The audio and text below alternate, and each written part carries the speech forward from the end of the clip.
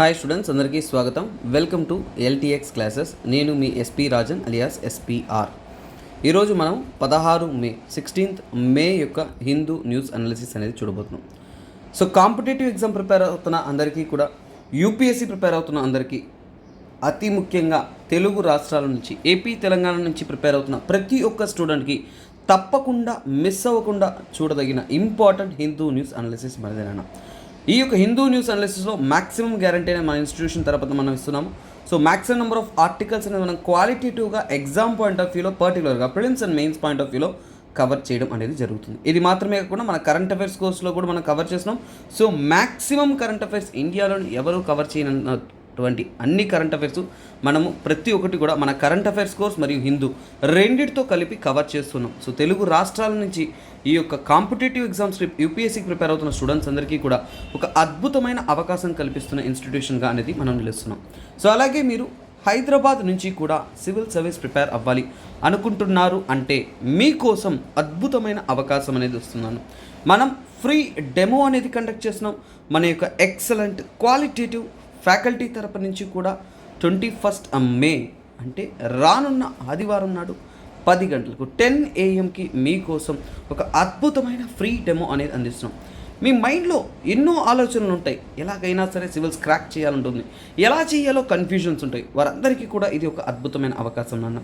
So 1st June కంతా కూడా మనం హైదరాబాద్లో కొత్త బ్యాచెస్ అనేది లాంచ్ చేస్తున్నాం. ఆ బ్యాచెస్లో మీరు కూడా జాయిన్ అవ్వాలి అనుకుంటున్నారు అంటే డోంట్ మిస్ దిస్ ఆపర్చునిటీ. మనం లైఫ్ టైం వ్యాలిడిటీతో క్వాలిటేటివ్ కోర్స్ అనేది అందిస్తున్నాం. మన ఇన్స్టిట్యూషన్స్ అనేది నియర్ బాలా బ్రిడ్జ్, గాంధీనగర్, హైదరాబాద్లో ఉంది నాన్న. సో మీరు డైరెక్ట్గా రండి, మన స్టాఫ్తో ఇంటరాక్ట్ అయ్యే అద్భుతమైన అవకాశం కూడా మీకు కలుస్తుంది. మన యొక్క ఎలైట్ స్టాఫ్ అయినా సో సురేష్ సార్ ఉంటారు, మీకు ఎకనామీ, ఎథిక్స్ వీటి పట్ల ఎలాంటి డౌట్స్ ఉన్నా కానీ వారు క్లారిఫై చేస్తారు. అలాగే శ్రీనివాసరావు గారు సార్ ఉంటారు, వారు హిస్టరీ డీల్ చేస్తారు. తర్వాత చంద్ర సార్ ఉంటారు, సో వారు ఎకనామీ మరియు గవర్నెన్స్ అండ్ సోషల్ జస్టిస్ అనేది డీల్ చేస్తారు. సో అలాగే 9 years ఎక్స్పీరియన్స్ ఉన్న సార్, అలాగే మన Suresh sir 15+ years overall field experience ఉన్న తర్వాత చూసుకున్నారు అంటే శ్రీనివాస్ సార్ 12+ years ఎక్స్పీరియన్స్ ఉన్న స్టాఫ్. అలాగే శృతి మేడం గారు ఉన్నారు 9+ years ఎక్స్పీరియన్స్తో. తర్వాత నివేదిత మేడం గారు so 6+ years experience. Next Srinivas sir గారు సో సుమారుగా జోగ్రఫీస్, ఎస్ఎన్టీ, ఇంటర్నేషనల్ రిలేషన్స్ మీకు అందరికీ పరిచయమైన సరే. సో ఇలా అద్భుతమైన ఫ్యాకల్టీతో క్వాలిటేటివ్గా మీకు సబ్జెక్ట్స్ అనేది టీచ్ చేయడం స్టార్ట్ చేస్తుంది. సో ఇలాంటి ఒక అవకాశం, అలాగే వారిని కలిసే అవకాశం అనేది ఖచ్చితంగా ఎవరు మిస్ చేసుకోరని భావిస్తున్నాం. సో అలాగే చూడండి, ఆఫ్లైన్ ప్రిపేర్ అవ్వాలి అనుకున్నా అంటే హైదరాబాద్ మరియు వైజాగ్ స్టూడెంట్స్ అందరికీ కూడా అద్భుతమైన అవకాశం ఏంటంటే లైఫ్ టైం వ్యాలిడిటీ కలిగిన మన కోర్స్ అనేది 80,000 రూపీస్కి ఇప్పుడు అందుబాటులో ఉంది. అలాగే మీరు ఈఎంఐ పద్ధతిలో అంటే ఒక్కసారిగా ఫీజు కట్టలేని స్టూడెంట్స్ నెలసరి 10,000 కూడా కట్టుకుంటూ మీ యొక్క కోర్స్ పొందే అవకాశం అనేది మీకు ఉంటుంది. మీకు ఇంకేమన్నా డౌట్స్ ఉన్నాయి, ఇక్కడున్న ఇన్స్టిట్యూషన్స్కి ఏమన్నా కానీ మీరు ఇంటరాక్ట్ అవ్వాలనుకున్నా అంటే ఈ కాంటాక్ట్ నెంబర్ని కాంటాక్ట్ అవ్వండి. సో మీకు తగినటువంటి ఇన్ఫర్మేషన్ అనేది వారు ఇస్తారు. తర్వాత ఆన్లైన్ మెథడ్లో ఇంటి వద్ద నుండే యూపీఎస్సీ ప్రిపేర్ అవ్వాలి అనుకుంటున్న ప్రతి ఒక్క స్టూడెంట్ కలలు నిజం చేసే విధంగా మన యొక్క లైఫ్ టైం వ్యాలిడిటీతో కలిగిన యూపీఎస్సీ ఇన్ఫినిటీ కోర్స్ అనేది మీ ముందుకు వచ్చేసిందండి. సో 60,000 రూపీస్ ఫీజ్ అనేది మనము చేంజ్ చేయాలనుకున్నాం, కానీ స్టూడెంట్స్ రిక్వెస్ట్ వల్ల ఎక్స్టెండ్ చేసాం. 31st మే వరకు కూడా మీ యొక్క ఫీజు అనేది 60,000గా అనేది ఉంటుంది. సో 1st జూన్ తర్వాత జాయిన్ అవుతున్న వారికి 10,000 రూపీస్ ఫీజ్ హైక్ అనేది జరుగుతుంది. ఎందుకంటే జూన్కి అంతా కూడా న్యూ బ్యాచెస్ అంతా కూడా స్టార్ట్ అయిపోతుంది. కాబట్టి ఎవరంతా యూపీఎస్సీ జాయిన్ అవ్వాలనుకున్నారో వారందరికీ కూడా 31st మే వరకు వచ్చేసి అద్భుతమైన అవకాశం, 10,000 రూపాయలు సేవ్ చేసే అవకాశం. తర్వాత ఆఫ్లైన్ బ్యాచెస్లో మీరు జాయిన్ అవుతున్నారంటే మీకు అద్భుతమైన అవకాశం ఏంటంటే ఆన్లైన్ కూడా ఫ్రీ. సో ఆన్లైన్ అనేది మీకు ఫ్రీగానే మనం ఇస్తూ ఉన్నాము ఆఫ్లైన్తో పాటుగా. తర్వాత చూడండి, మీరు యూపీఎస్సీ ఇన్ఫినిటీలో ఏమందిస్తున్నారు అని తెలుసుకోవాలనుకుంటున్నారంటే చూడండి, ఇక్కడ general studies, prelims and mains prospective, CSAT, current affairs, NCERT foundation prelims test series, daily mains answer writing, ఇలా అన్నీ కూడా అందించడంతో పాటు స్టేట్ బోర్డ్ ఎగ్జామ్స్ వచ్చినప్పుడు స్టూడెంట్స్ పరుగులు తీస్తూ ఇన్స్టిట్యూషన్స్కి మళ్ళీ పరిగెడుతూ ఉన్నారు. అలాంటి ఇబ్బందులు ఉండకూడదు అనే విధంగా మనం కాంప్లిమెంటరీగా ఏంటంటే ఎక్స్ట్రా కోర్సెస్ కూడా సుమారుగా APSC, TSPSC, RBI, SSC, RRB, NTPC, banking, clerk అన్నీ కూడా మీకు అదనంగా అనేది అందుబాటులో ఉంది. లాగిన్ యాక్సెస్ మీకు ఉంటుంది. సో ఎప్పుడైనా అలా ఏదైనా కానీ రాయాలనిపించినప్పుడు మీకు కోర్స్ అనేది మీ వద్దన ఉంటుందన్న. సో ఇలా మనం కాంప్రహెన్సివ్గా కంప్లీట్గా అనేది మీకోసం ఒక క్వాలిటేటివ్ కోర్స్ అనేది అందిస్తున్నాం.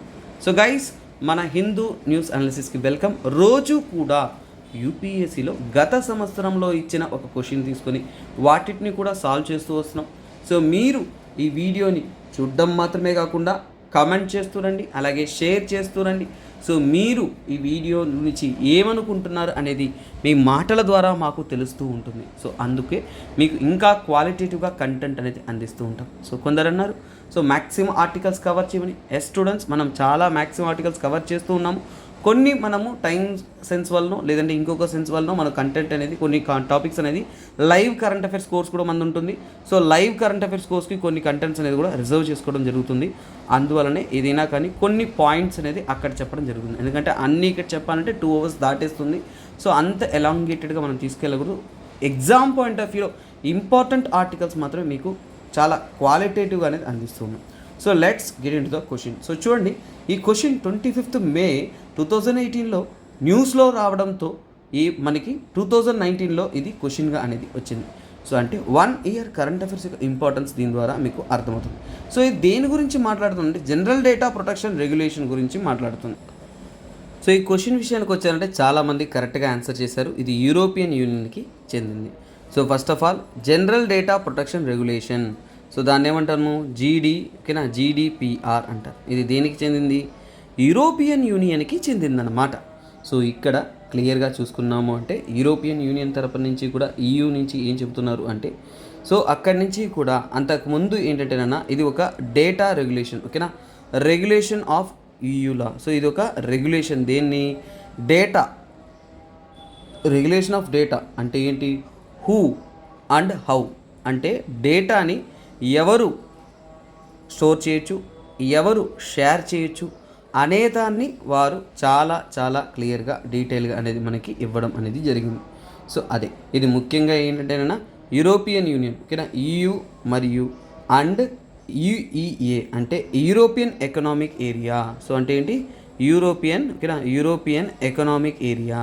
సో అంటే ఈ యొక్క ఆర్గనైజేషన్స్ ద్వారా ఉంటున్న డేటా, ఓకేనా, డేటా ఏదైతే ఉంటుందో సో ఆ డేటా అనేది ఇన్ఫర్మేషన్ అనేది ఏంటంటే ఎవరు యూటిలైజ్ చేసుకోవచ్చు అనే దాన్ని తెలుపుతున్నది ఈ చట్టం అన్నమాట. యాక్చువల్గా ఇది ఏంటంటేనన్నా అంతకుముందు ఈ GDPR చట్టం రావడానికి ముందు డేటా, ఓకేనా, data protective directive, so data protection, ఓకేనా, డేటా ప్రొటెక్షన్ డైరెక్టివ్ అనేది ఉండేది. డేటా ప్రొటెక్షన్ డైరెక్టివ్ ఈ చట్టాన్ని రిప్లేస్ చేస్తూ ఈ యొక్క GDPR చట్టం అనేది తీసుకురావడం అనేది జరిగింది. సో అది ఎప్పుడు తెచ్చారు అంటే ఇక్కడ చూడొచ్చు 25th May 2018 నుంచి అది ఇంప్లిమెంటేషన్లోకి వచ్చింది. So this is what. So ఈ సింపుల్ మనకి ఇది యూరోపియన్ యూనియన్కి చెందిందనే ఒక న్యూస్ హెడ్లైన్ చదువున్నా కానీ 2 మార్కులు వస్తాయన్నమాట. So that is the easiest way of answering. So current affairs మీద ఒక చిన్న అవగాహన ఉంటేనే ఇలాంటివి మీరు ఈజీగా క్వాలిటేటివ్గా అనేది ఆన్సర్ చేయొచ్చు అన్నమాట. ఓకే స్టూడెంట్స్, సో కరెంట్ అఫైర్స్లో ఈరోజు ఏంటంటే methanol, so death by methanol ఇది ఏంటంటేనా హ్యూజ్, ఓకేనా, హ్యూజ్ ట్రాజడీ అంటారు, ఓకేనా. సో దీనంటే స్పూరియస్ లిక్వర్ అంటే ఏంటంటే స్ప్యూరియస్ లిక్కర్. సో లిక్కర్ తాగి చనిపోవడమా ఏంటి సార్? లిక్కర్ తాగితే కిడ్నీలో అవన్నీ పాడైపోతానంటారు, ఏకంగా ప్రాణం పోతుందా అంటే that is what spurious liquor అంటారు. అంటే ఏంటి? దీన్నే మనం హ్యూజ్ ట్రాజడీ అంటాం, ఓకేనా, హ్యూజ్ ఇన్సిడెంట్స్ అంటారు, హ్యూజ్ ట్రాజడీ అంటారు. రీసెంట్గా ఏంటంటేనన్నా ఈ యొక్క మంత్లోనే సుమారుగా 17 మంది ఈ యొక్క ఇల్లిసిట్ అంటే దొంగసారా అంటారు కదా, సో అలా తాగి చనిపోవడం అనేది జరిగింది. సో దాని గురించే మనం తెలుసుకుందాం. ఫస్ట్ ఆఫ్ ఆల్ ఆల్కహాల్ అంటే ఏంటో తెలుసుకున్నారు అంటే తర్వాత ఇల్లిసిట్ లిక్కర్ అంటే ఏంటో తెలుస్తుంది మనకి, ఓకేనా. సో అందువల్ల ఫస్ట్ ఆల్కహాల్ అంటే ఏంటి, ఓకేనా, ఆల్కహాల్, ఓకేనా. పాపం మందు బాబులకంతా కూడా ఇది ఒక ఫేవరెట్ ఆర్టికల్ అనుకోవచ్చు. సో కాకపోతే ఫస్ట్ ఆఫ్ ఆల్ ఆల్కహాల్ అనేది ఏంటంటే ఇట్స్ ఏ ఫర్మెంటేషన్ ప్రాసెస్ ద్వారా తయారు చేస్తారు. ఏం చేస్తారు? ఫర్మెంటేషన్ అనే ఒక ప్రాసెస్ ద్వారా ముఖ్యంగా ఏంటంటే షుగరీ కానీ, ఓకేనా, షుగరీ సబ్స్టెన్స్ అయినా కానీ అండ్ అంటే షుగరీ సబ్స్టెన్స్ అన్నా లేదంటే స్టార్చీ సబ్స్టెన్సెస్, ఓకేనా, స్టార్చ్ ఉంటున్న సబ్స్టెన్సెస్ ఏవైతే ఉంటాయో ఆ యొక్క సబ్స్టెన్సెస్ ద్వారా ఫర్మెంటేషన్ చేసిన తర్వాత ఏంటంటేనన్నా సో అందులో ఏంటంటేనన్నా సో ఈ యొక్క ప్రాసెస్లో అంటే ఆల్కహాలిక్ బెవరేజెస్ అంటే ఆల్కహాల్ డ్రింక్స్ అంతా కూడా తయారు చేస్తారు. అలాగే ఏంటంటేనన్నా సో ఈ యొక్క ఫర్మెంటేషన్ జరిగిన తర్వాత దాన్ని ఏం చేస్తారంటే డిస్టిలేషన్ చేస్తారు, ఓకేనా, డిస్టిలేషన్ చేస్తారు. డిస్టిలేషన్ చేసిన తర్వాత ఏంటంటేనన్నా ఆల్కహాల్ కాన్సన్ట్రేషన్ ఏదైతే ఉంటుందో, ఓకేనా, ఆల్కహాల్ కాన్సన్ట్రేషన్ ఏదైతే ఉంటుందో ఈ ఆల్కహాల్ కాన్సన్ట్రేషన్ అనేది ఇంక్రీజ్ అనేది చేస్తారు. అంటే ఈ డిస్టిలేషన్ ప్రాసెస్లో ఆల్కహాల్ కాన్సన్ట్రేషన్ అనేది ఇంక్రీజ్ చేస్తారు. తరువాత ఏంటంటేనన్నా ఫైనల్గా ఏంటంటేనన్నా దీంట్లో యాక్టివ్గా ఉంటున్న ఇంగ్రీడియంట్, ఓకేనా, యాక్టివ్గా ఉంటున్న ఇంగ్రీడియంట్ ఏది అని తీసుకుంటున్నారు అంటే ఆ ఇంగ్రీడియంట్ అంటే ఇథైల్ ఆల్కహాల్. ఏమంటారు? Ethyl alcohol. సో ఇథైల్ ఆల్కహాల్ని మనం ఏమంటాము? ఇథనాల్. సో ఇథైల్ ఆల్కహాల్ లేదంటే ఇథనాల్. సో ఇథనాల్ ఉందంటే సో మోస్ట్లీ ఆల్కహాల్ డ్రింక్స్ అనేది ఇదే మెయిన్గా ఉంటుందన్నమాట. మరి ఇల్లిసిట్ లిక్కర్ అంటే ఏంటి? సో ఇల్లిసిట్ లిక్కర్ అంటే దొంగసారా అంటే ఏంటి, దాంట్లో డిఫరెన్స్ ఏంటి, హూచ్ అంటారు, ఓకేనా, హూచ్ ఇన్సిడెంట్స్ అంటారు అంటే ఏంటి అనేది మనకు అర్థం అవ్వాలి. ఫస్ట్ ఆల్కహాల్లో ఏంటి, ఇథనాల్ ఉంటుంది. సో దాన్నే మనము ఏంటో చెప్పాము. సో అలాగే ఏంటంటేనన్నా ఫర్ ఎగ్జాంపుల్ ఇల్లిసిట్ లిక్కర్ అనేది అంటే అన్లైసెన్స్డ్, ప్రాపర్గా ప్రొసీజర్ ఏది గవర్నమెంట్ ఆర్డర్ పర్మిషన్ పొందకుండా అన్లైసెన్స్డ్ కండిషన్స్లో, లైసెన్స్ లేని కండిషన్స్లో ఏంటంటేనన్నా లిక్కర్ చేశారంటే, ఓకేనా, లిక్కర్ అనేది మేక్ చేశారంటే, లిక్కర్ అనేది చేశారని అన్లైసెన్స్డ్ కండిషన్స్ లిక్కర్ మేడ్, దాన్ని ఏమంటాము? ఇల్లిసిట్ లిక్కర్ అంటారు, లేదంటే హ్యూచ్ అంటారు, ఓకేనా. సో అలాగే ఏంటంటేనన్నా ఫర్ ఎగ్జాంపుల్ దీంట్లో ఏంటంటేనన్నా హ్యూచ్లో ఏంటంటే వారు నార్మల్ ప్రొసీజర్ కాకుండా, క్వాలిటేటివ్ ప్రొసీజర్ కాకుండా ఒక సబ్స్టాండర్డ్ అంటే వేరే వస్తువులను అనేది ఉపయోగిస్తారు. చేసే ప్రక్రియ ఇక్కడ చెప్పను కూడా. సో ఇక్కడ ఏంటంటే సబ్స్టాండర్డ్ రా మెటీరియల్స్ అనేది ఉపయోగిస్తారు, ఓకేనా. అదర్ ఒక్కొక్కరు ఒక్కొక్క విధంగా ఏంటంటే రా మెటీరియల్స్ అనేది ఉపయోగిస్తూ ఉంటారు. సో దీనివల్ల దీంట్లో ఏంటంటేనన్నా స్పైక్ ఆఫ్ అదర్ కెమికల్స్ అంటే దీన్ని దొంగసారా అన్నప్పుడు అంటే ప్లాంట్గా ఇదిగా చేయరు, ఏవేవో కెమికల్స్ కలిపేయడం కానీ ఇతర విషయాలు అనేది చేస్తూ ఉంటారు. సో అలాగే ఏంటంటేనన్నా అలా చేయడం వల్ల ఏంటంటేనన్నా ఇందులో ఏంటంటే వేరే ఇంగ్రీడియంట్స్ అనేది ఇంక్రీజ్ అవుతుందన్నమాట. సో అందువలనే ఇది ఏంటంటేనన్నా దీని మీద వేరే కెమికల్ ప్రభావం ఉండడం వల్ల ఇది చాలా పాయిజనస్గా అనేది మారుతుంది. సో అలాగే ఇది పాయిజనస్గా మారడం ఎలాగా? సో ఇలిసిట్ అనేది ఏంటి? ఇలిసిట్ అంటే దొంగసారా, పర్మిషన్ లేకుండా ఇల్లీగల్గా చేసేదాన్ని దొంగసారా అంటారు.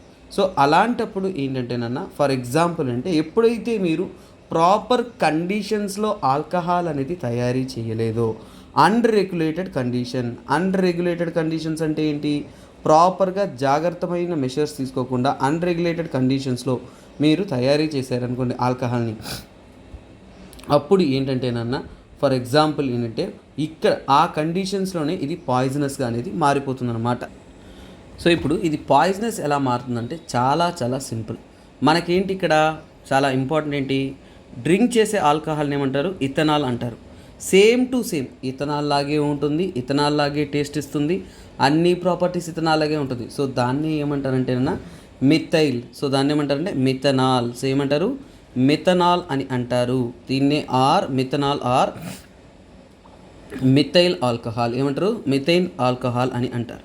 సో మిథైల్ ఆల్కహాల్ అంటారు, లేదంటే మిథనాల్ అంటారు. సో ఇక్కడ ఏమవుతుందంటే ఈ మిథైల్ ఆల్కహాల్ ఎలాంటి ప్రభావం చేస్తుంది, ఏం ఇంపాక్ట్ చేస్తుందంటే దీన్ని ఏంటంటేనన్నా యూజ్ చేసుకుని వారు ఇథనాల్ తయారీ చేస్తారు, ఓకేనా. ఇథనాల్ తయారీ చేయండి. ఇథనాల్ అంటే ఆల్కహాల్, ఇదేంటి? This is drinkable. సో అంటే చాలా వరకు ఏంటి దీన్ని తాగుతారు, ఓకేనా. సో ఇదేంటి? This is drinking. మనం చాలామంది డ్రింక్ చేస్తుంటారు కదా.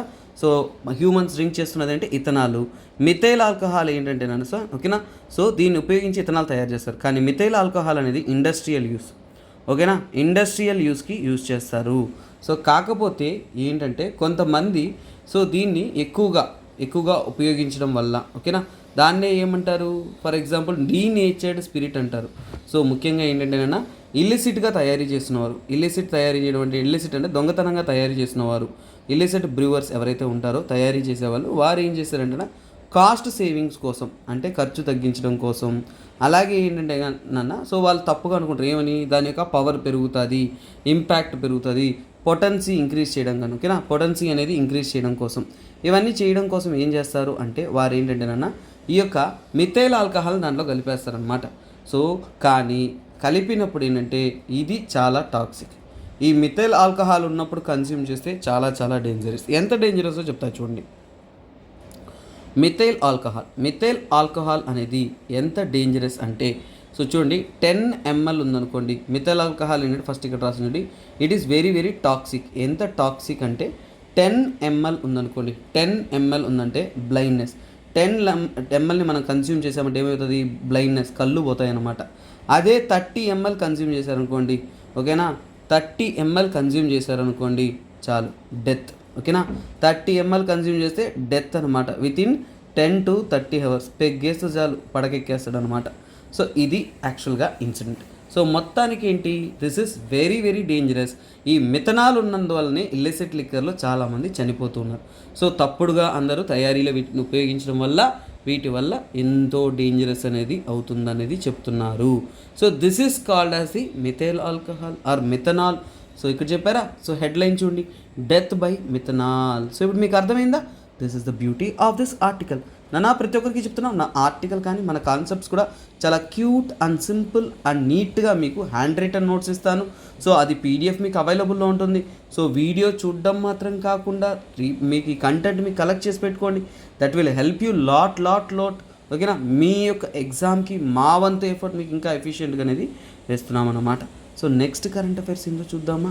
సో ఇక్కడ చూడండి, 1 stop సెంటర్స్ దేనికోసం, zero waste to be launch in cities. So city స్థాయిలో సో ఈ యొక్క వేస్టేజ్ తగ్గించడానికి 1 stop సెంటర్స్ అనేది ఎస్టాబ్లిష్ చేస్తున్నారు. ఎందుకంటేనన్నా ఫర్ ఎగ్జాంపుల్ వేస్ట్ జనరేషన్ అనేది అర్బన్ ఇండియాలో, సో చూడండి సిటీస్లో అనేది పెరిగిపోతుంది.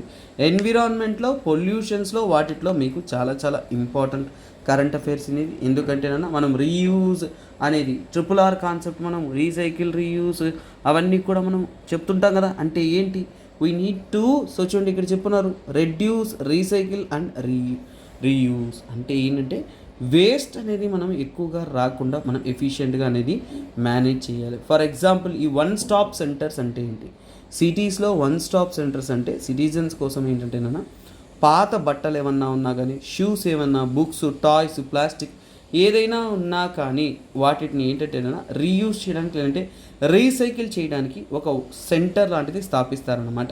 సో డైరెక్ట్గా వాటిలో ఫర్ ఎగ్జాంపుల్ చూడండి, ఒక సో కాల్డ్ అర్బన్ సిటీస్లో ఏంటంటే 1 stop centres, okay, 1 stop centres అనేది స్థాపిస్తారు. ఇందులో ఏంటంటే మీ పాత బట్టలు, పాత ప్లాస్టిక్స్లు, పాత బొమ్మలు ఏవైతే ఉన్నాయో వాటిని డిపాజిట్ చేయొచ్చు. వాటిని ఉపయోగకరంగా ఉందంటే వాటిని రీయూజ్ చేయడానికి ట్రై చేస్తారు, లేదు అంటే వాటిని రీసైకిల్ చేయడానికి ట్రై చేస్తారు. సో ఇలా చేయడం వల్ల ఎఫిషియెంట్ మేనేజ్మెంట్ అలాగే వేస్ట్ రిడక్షన్ అనేది మనం చేయొచ్చు. సో అందుకోసమే ఈ 1 stop సెంటర్స్ అనేది స్థాపిస్తున్నారు. సో ఇన్స్టిట్యూషన్స్ అయినా, ఇండివిజువల్స్ అయినా, కమర్షియల్ ఎంటర్ప్రైజెస్ అయినా ఎవరైనా కానీ ఈ 1 stop సెంటర్స్కి రావచ్చు, వారికి కావాల్సిన ప్రోడక్ట్స్ అనేది డిపాజిట్ చేయొచ్చు. దీనికి RRR సెంటర్స్ అనేది పెడుతున్నారు. పాపం రాజమౌళి ఫీల్ అవుతారేమో, that is one thing. So అలాగేనన్నా దీన్ని సక్సెస్ఫుల్ చేయడానికి ఒక క్యాంపెయిన్ లాంచ్ చేస్తున్నారు, Meri life campaign. So Meri life campaign అనేది ఏంటో చూడండి. సో ఇక్కడ మేరీ స్వచ్ఛ కినా మేరా స్వచ్ఛ షహర్ అంటే మన సిటీని క్లీన్ చేయడానికి ఇది స్వచ్ఛ భారత్ 2 మిషన్లో భాగంగా లాంచ్ చేయబడింది. Very very very very crucial current affairs ఉన్నా.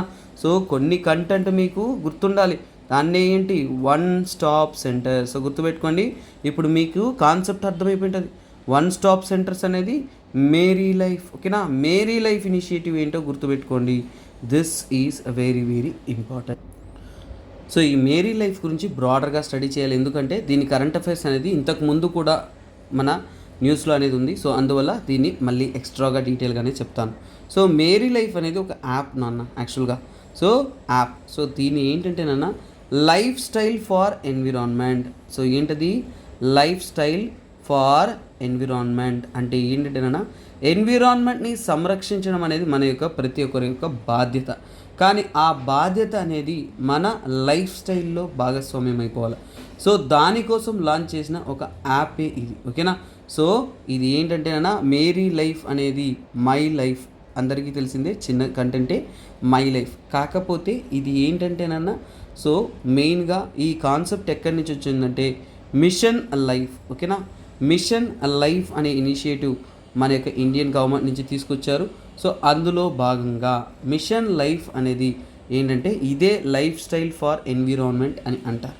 యాక్చువల్గా ఇది ఏంటంటేనా కాన్ఫరెన్స్ ఆఫ్ పార్టీస్ 26 మీటింగ్లో మన పిఎం గారు స్ట్రాంగ్గా రికమెండ్ చేసిన ఒక మిషనే మిషన్ లైఫ్. అందులో భాగంగా రోజువారీ సిటీస్లో కూడా ఇలాంటి ఒక ఎన్విరాన్మెంట్ మనం ఎస్టాబ్లిష్ చేసామంటే సస్టైనబిలిటీ మనం అద్భుతంగా తీసుకెళ్ళిపోవచ్చు అనేది క్లియర్గా చెప్తున్నారు. ఫస్ట్ యాప్ గురించి చెప్తాను. ఇక్కడ 2 విషయాలు కంటెంట్. ఒకటి ఈ మిషన్ లైఫ్ అంటే ఏంటో చెప్తాను, మేరీ లైఫ్ యాప్ గురించి కూడా చెప్తాను. ఓకేనా.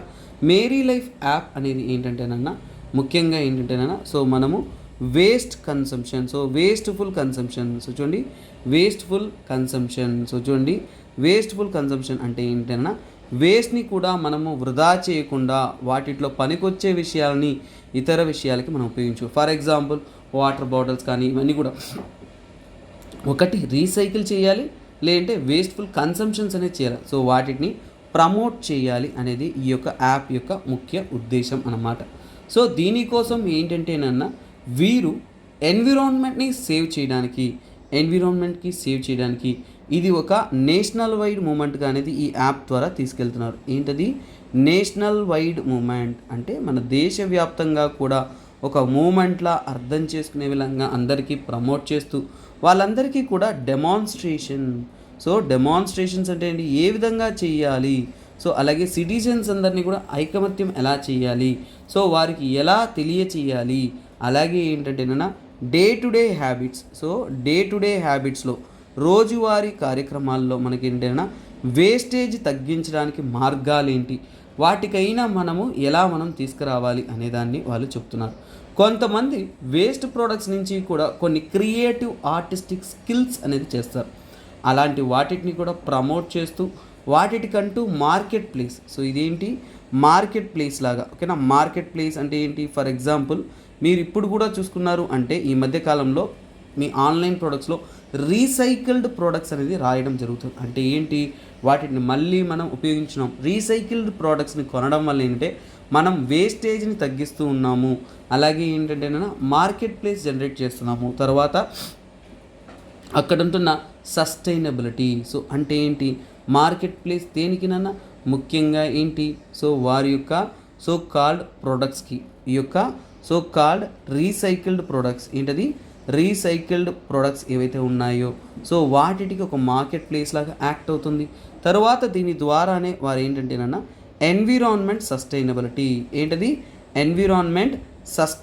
అనేది ఇస్తున్నారు. సో సస్టైనబిలిటీ కోసం మనం ఎంచుకుంటున్న ఒక బెస్ట్ ఎవర్ మెథడ్ అనేది ఇక్కడ క్లియర్గా అనేది అర్థమవుతుంది అన్నమాట. ఓకేనా. సో తర్వాత తీసుకుంటున్నాము అంటే ఇక్కడ మన మోడీ గారు లాంచ్ చేసిన ఈ స్కీమ్ అంటే మిషన్ లైఫ్ గురించి చెప్తానన్నమాట. సో మిషన్ లైఫ్ అనేది 2022లో మోడీ గారు లాంచ్ చేశారు. సో అప్పట్లో హల్చల్ రేపిన న్యూస్, కాకపోతే ఇప్పుడు ఎగ్జామ్ పాయింట్ ఆఫ్ వ్యూలో ఇంపార్టెంట్ కాబట్టి నేను మీకు చెప్తున్నాను అనమాట. మిషన్ లైఫ్ దాని యొక్క సిద్ధాంతం ఏంటంటే ఏం లేదు, లైఫ్ స్టైల్. ఓకేనా. లైఫ్ స్టైల్ ఆఫ్ ఎన్విరాన్మెంట్ని కాపాడడం కోసం మన లైఫ్ స్టైలే మార్చుకోవాలి అనేది. సో యాక్చువల్గా ఏంటంటేనా ఇది ఎప్పుడు లాంచ్ చేశారు అంటే 28th అక్టోబర్, అందుకే 2022లో న్యూస్ అన్నాను. 28th అక్టోబర్ 2022లో అనేది లాంచ్ చేశారు. ఎక్కడంటే కెవాడియా.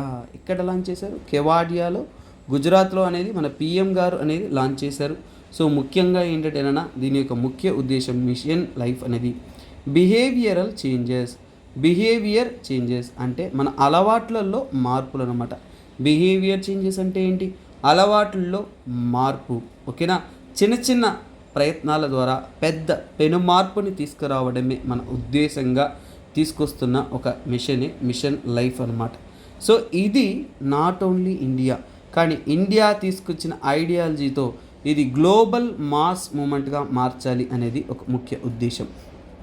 గ్లోబల్ మాస్ మూమెంట్ అంటే ప్రపంచవ్యాప్తంగా కూడా వేస్టేజ్ని తగ్గించడానికి మన దినచర్యలో డైలీ రొటీన్ హ్యాబిటేట్స్లో మనం తీసుకోవాలి.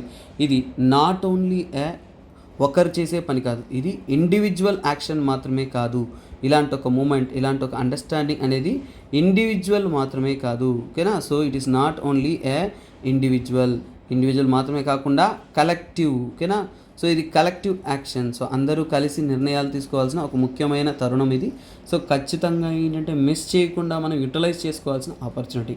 సో ఈ యొక్క మినిస్ట్రీ ఓకేనా, ఎవరు దీన్ని ముందుకు తీసుకెళ్తున్నారు అంటే ముఖ్యంగా ఏంటంటే ministry of environment, forest, climate change వారి ముఖ్యంగా ఏంటంటే నోడల్ ఏజెన్సీగా, సో మెయిన్ ఏజెన్సీగా, నోడల్ ఏజెన్సీగా అనేది వీటిలో ఉంటున్న ముఖ్యమైన పనులు అన్నిటినీ కూడా చేసుకుంటూ ఉన్నారన్నమాట.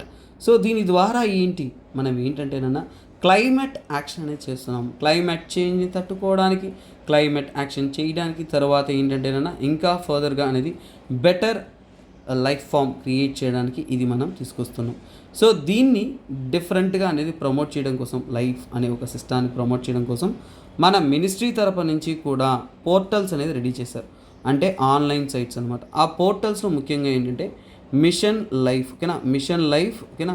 సో ఏంటంటేనా దట్ ఈస్ మిషన్ లైఫ్ ఓకేనా, mission life portal. So mission life portal అనేది సో యాక్చువల్గా ఏంటంటేనా ministry of environment, forest, climate change తరపు నుంచి కూడా వారే అనేది లాంచ్ చేశారు. ముఖ్యంగా ఏంటంటేనా ఈ పోర్టల్ ద్వారా నాలెడ్జ్ కానీ ఓకేనా, సో వీటి పట్ల ఎన్విరాన్మెంట్ పట్ల నాలెడ్జ్ కానీ తరువాత తీసుకుంటున్నారు అంటే వీడియోస్. సో వీడియోస్ రూపంలో ఎడ్యుకేట్ చేయడం, కంటెంట్ క్రియేషన్ చేయడం, ఇవన్నీ కూడా సో కంటెంట్ ఇవన్నీ కూడా ఏంటంటేనన్నా మన యొక్క ఈ పోర్టల్ ద్వారా అనేది ప్రజలకు అనేది అందిస్తూ ఉన్నారు.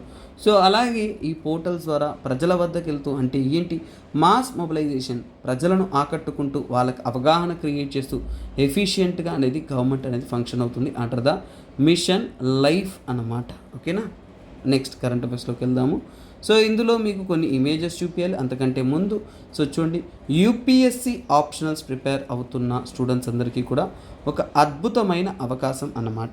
సో మీరు యూపీఎస్సి ఆప్షనల్స్ ప్రిపేర్ అవుతున్నారు అంటే మీకోసం PSIR, sociology, anthropology, public administration, Telugu literature లాంటి అద్భుతమైన 5 ఆప్షనల్స్ అనేది మీకు అందుబాటులో ఉన్నాయి. సో వాటిని మీరు పొందాలనుకున్నారంటే వాటికైన ఫీజ్ అనేది 30,000 రూపీస్ అన్నమాట. ఈఎంఐ పద్ధతిలో పే చేయాలి అనుకుంటున్న స్టూడెంట్స్కి అనేది 5,000 రూపీస్ మాత్రమే. ఎవరంతా ఇంట్రెస్ట్ అయ్యి ఉన్నారో so they can join hour optionals. So ఇది సరైన సమయం. Don't become late for selecting your optionals.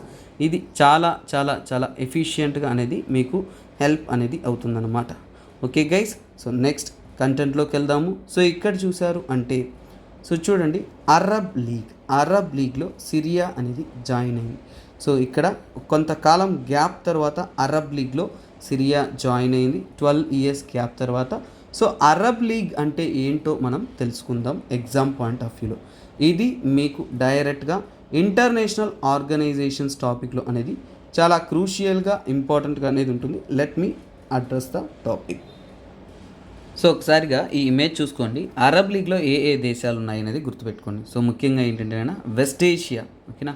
So మనకి ముఖ్యంగా వెస్ట్ ఏషియన్ పార్ట్ ఉంటుంది, తర్వాత నార్త్ ఆఫ్రికన్ పార్ట్ కూడా ఉంటుంది. ఈ రెండు కలిపి మీకు ముఖ్యంగా అరబ్ లీగ్లో ఉంటుంది. ముఖ్యంగా Mauritania, Morocco, Algeria, Tunisia, Libya, Egypt, Sudan, తర్వాత Somalia, Djibouti, Oman, UAE, Bahrain, Qatar, Kuwait, తర్వాత ఈరాన్ లేదు గుర్తుపెట్టుకోండి. ఈ మధ్య సిరియాని జాయిన్ చేశారు. ఇరాకు, లెబనాను, జోర్డాను ఇవన్నీ కూడా దీంట్లో మెంబర్స్గా ఉన్నాయన్నమాట. కాకపోతే ఇంకో ముఖ్యమైన విషయము, ఫౌండింగ్ మెంబర్స్గా ఎవరున్నారంటే అరబ్ దేశాలు Egypt, Saudi Arabia, Yemen, UAE, Iraq, Jordan, Syria ఇవి ఫౌండింగ్ మెంబర్స్గా అనేది స్టార్టింగ్లో అనేది ఫామ్ అయినప్పుడు ఉంది. సో ఇది అరబ్ లీగ్ యొక్క మెంబర్షిప్ మ్యాప్. సో ఇది మ్యాప్ ఓరియంటెడ్గా మీకు గుర్తుంటుంది కాబట్టి దీన్ని అలాగే ఇవ్వడం అనేది జరిగింది. తర్వాతనన్నా so let us get into the content of the day. So ఇక్కడ కంటెంట్లోకి వచ్చామంటే అరబ్ లీగ్ అంటే ఏంటో మనం తెలుసుకుందాము. సో ఈ అరబ్ లీగ్ గురించి కొన్ని విషయాలు మనం తెలుసుకుందాం. సో అరబ్ లీగ్ అనేది ఏంటంటే ఇంటర్ గవర్నమెంట్ ఆర్గనైజేషన్, అంటే కొన్ని గవర్నమెంట్స్ అంతా కలిసి ఫామ్ అయిన ఒక ఆర్గనైజేషన్ అన్నమాట. సో ఇది ఎలా ఫామ్ అయింది? League of Arabs. సో స్టార్టింగ్లో ఇది అరబ్ లీగ్గా అన్నారు. స్టార్టింగ్లో ఏంటంటే లీగ్ ఆఫ్ అరబ్స్గా అనేది ఫామ్ అయింది. లీగ్ ఆఫ్ అరబ్ స్టేట్స్గా అనేది ఇది ఫామ్ అవ్వడం అనేది జరిగింది. ఎలా ఫామ్ అయింది అంటే యాక్చువల్గా ఏంటంటే 1945లో ఓకేనా. 1945లో ఈజిప్ట్లో ఈజిప్ట్లో అనేది ఒక ప్రోటోకాల్ రూపంలో అనేది వారు దీన్ని సైన్ చేశారు. సో ఏంటంటే ఆ ప్రోటోకాల్ని ఏమంటారంటే అలెగ్జాండ్రియా ప్రోటోకాల్. గుర్తుపెట్టుకొని, అలెగ్జాండ్రియా ప్రోటోకాల్ అనేది దేనికి సంబంధితమైనది? అలెగ్జాండ్రియా ప్రోటోకాల్ అనేది అరబ్ లీగ్ ఫామ్ అవడానికి అనేది ఒక మెయిన్ కారణంగా ఉంది. ఈ ప్రోటోకాల్ 1944లో వచ్చింది. ఆ ప్రోటోకాల్ని అడాప్ట్ చేసుకుంటూ వీరు ఏంటంటేనన్నా ఒక కంట్రీగా అనేది ఫామ్ చేశారు. ఇందులో చాలా ఇంపార్టెంట్ ఎలిమెంట్ ఒకటి ఏంటంటేనన్నా, ఇప్పుడు సిరియా అనేది టెంపరీగా తీసేసి 11 సంవత్సరాలు 12 సంవత్సరాల తర్వాత మళ్ళీ ఒక 12 ఇయర్స్ తర్వాత మళ్ళీ సిరియా అనేది ఇంక్లూడ్ చేసుకున్నారు. ఓకేనా? సో కాకపోతే ట్విస్ట్ ఏంటంటే, ఈ సిరియా అనేది ఫౌండింగ్ మెంబర్. ఆ ఒక్క పాయింట్ దీంట్లో మీరు గుర్తుపెట్టుకోవాలా. ఫౌండింగ్ మెంబర్లో ఒకటి ఈ యొక్క సిరియా. అంటే ఈ యొక్క అరబ్ లీగ్ ఫామ్ అయిన కొత్తల్లో సిరియా అనేది మెంబర్. సో ఇప్పుడు అరబ్ లీగ్లో ఎన్ని కంట్రీస్ ఉన్నాయంటే 22 కంట్రీస్ ఉన్నాయి. ఓకేనా? 22 మెంబర్స్ అనేది ఉన్నాయి. సో ఇండియా దీంట్లో మెంబర్ కాదు. సిరియా రీసెంట్గా అనేది వాటిని డిస్కంటిన్యూ చేసి మళ్ళీ కంటిన్యూ చేశారు. ఎందుకంటే సిరియాకు వచ్చిన సమస్య అంటే 2011లో మనందరికీ తెలుసు, 2011లో బషర్ అల్ అసద్ గవర్నమెంట్కి, ఓకేనా, సో సిరియా ప్రెసిడెంట్ అయిన బషర్ అల్ అసద్ గవర్నమెంట్కి వ్యతిరేకంగా అనేది నినాదాలు స్టార్ట్ అయ్యి, సో అక్కడి నుంచి అపోజింగ్ స్టార్ట్ అయ్యి అక్కడి నుంచి వారిని టెంపరీగా అనేది రిమూవ్ చేశారు. మళ్ళీ ఏంటంటేనన్నా వారిని రీఇన్స్టిగేట్ అనేది చేశారు. మళ్ళీ వారిని ఇంక్లూడ్ చేయడం అనేది జరిగింది. సో ఇదొకటి. తర్వాత ఏంటంటేనన్నా, సో ఇందులో మెయిన్ అబ్జెక్టివ్ ఏంటి? అరబ్ లీగ్ ఫామ్ అయింది. అరబ్ లీగ్ గురించి మనం డిస్కస్ చేస్తున్నాం.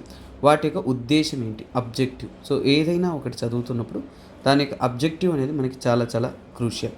సో అబ్జెక్టివ్ విషయానికి వచ్చారంటే ముఖ్యంగా ఏంటంటేనన్నా, సో ఇది పొలిటికల్గాను, ఓకేనా, ఆ ప్రాంతీయంగా ఉంటున్న అందరినీ కూడా పొలిటికల్గా, సో ఇది ఏ పరంగా? పొలిటికల్గా, ఎకనామిక్గా, ఓకేనా, పొలిటికల్గా, ఎకనామిక్గా, తర్వాత కల్చర్ పరంగా, ఓకేనా, కల్చర్ పరంగా, అలాగే సామాజికంగా, సోషల్ ఇనిషియేటివ్స్లో, ఓకేనా, సోషల్ ఇనిషియేటివ్స్ ఏదైతే ఉన్నాయో అన్నిట్లో కూడా ఏంటంటేనన్నా వారు కోఆర్డినేట్ చేయడానికి, కలిసికట్టుగా అనేది కోఆర్డినేట్ చేసుకోవడానికి, దాంతోపాటు వారి యొక్క స్ట్రెంగ్త్ని ఇంప్రూవ్ చేసుకోవడానికి, ఇంకా చెప్పాలి అంటే వారు మీడియేషన్స్, వాళ్ళ మధ్య ఉంటున్న సమస్యలను సాల్వ్ చేసుకోవడానికి, తర్వాత ఏంటంటేనన్నా ముఖ్యంగా డిఫెన్స్ అండ్ ఎకనామిక్ కోఆపరేషన్, ప్రాంతీయంగా అనేది వారికి ఒకరికొకరు ఏంటంటే డిఫెన్స్ అండ్ ఎకనామిక్గా కోఆర్డినేట్ చేసుకోవడానికి, ఓకేనా, కలిసికట్టుగా అనేది కోఆర్డినేట్ చేసుకోవడానికి ఈ యొక్క ఇనిషియేటివ్ అనేది తీసుకొచ్చారు. ఓకేనా, కోఆర్డినేట్ అనేది చేస్తున్నారన్నమాట. సో అలాగే ఏంటంటేనన్నా దీని యొక్క మెయిన్ బాడీ అంటే ఏంటి? వీరిలో నిర్ణయాలు తీసుకునేది ఎవరంటే కౌన్సిల్. సో అరబ్లో ఒక కౌన్సిల్ ఉంటుంది, అరబ్ స్టేట్స్లో. సో ఈ యొక్క లీగ్లో వచ్చేసి కౌన్సిల్ ఉంటుంది. అదే ఏంటంటే హైయెస్ట్ బాడీ. అరబ్ లీగ్లో హైయెస్ట్ డెసిషన్ మేకింగ్ బాడీ ఏంటంటే highest body for what? Decision making. So నిర్ణయాలు తీసుకోవడానికి మెయిన్గా ఏంటంటే కౌన్సిల్ అనేది ఉంటుంది. సో అరబ్ కౌన్సిల్ అంటారు, అరబ్ లీగ్లో ఉంటున్న కౌన్సిల్ అనమాట. సో ఇందులో ఏంటంటేనన్నా ప్రతి ఒక్కరికి కూడా సో ఈక్వల్ ఓట్స్ అనేది ఉంటాయి. ఓకేనా, ఈక్వల్ ఓట్స్ ఉంటుంది. ఈక్వల్ ఓట్స్తో పాటు నిర్ణయాలు అనేది ఎలాగంటే మెజారిటీ బేసిస్. మెజారిటీ అంటే ఎక్కువ మంది, ఓకేనా, ఎక్కువ మంది ఏం చెప్తారో దాన్నే వారు ఫాలో అవుతారు. సో అందుకే మెజారిటీ బేసిస్లో నిర్ణయాలు అనేది తీసుకోవడం అనేది జరుగుతుంది. సో అలాగే ఏంటంటే ఈ మధ్య కాలంలో వారి యొక్క డెసిషన్స్ అనేది సక్రమంగా లేదు, నిర్ణయాలు ప్రాపర్గా లేదు అనేది చెబుతూ ఉన్నారు. సో ఇక్కడ ఉంటున్న సమస్యలు ఏంటి? అరబ్ లీగ్తో వచ్చిన సమస్యలు అన్నమాట. కాకపోతే అరబ్ లీగ్తో నుంచి కూడా కొన్ని ఇనిషియేటివ్స్ కూడా తీసుకొచ్చారు. ఏంటంటే ఈ లీగ్లో కొన్ని స్పెషలైజ్డ్ బాడీస్ ఉన్నాయి. ఆ స్పెషలైజ్డ్ బాడీస్ ఏంటో మనం తెలుసుకుందాం. అంటే లీగ్ తరపు నుంచి కూడా ఇంపార్టెంట్ బాడీస్ అనేది ఉన్నాయి, ఆర్గనైజేషన్స్ లాగా. అవి కూడా మనకి ఎగ్జామ్ పాయింట్ ఆఫ్ వ్యూలో ఇంపార్టెంట్, ప్రిలిమ్స్ అండ్ మెయిన్స్లో. అందుకే అది చూద్దాం.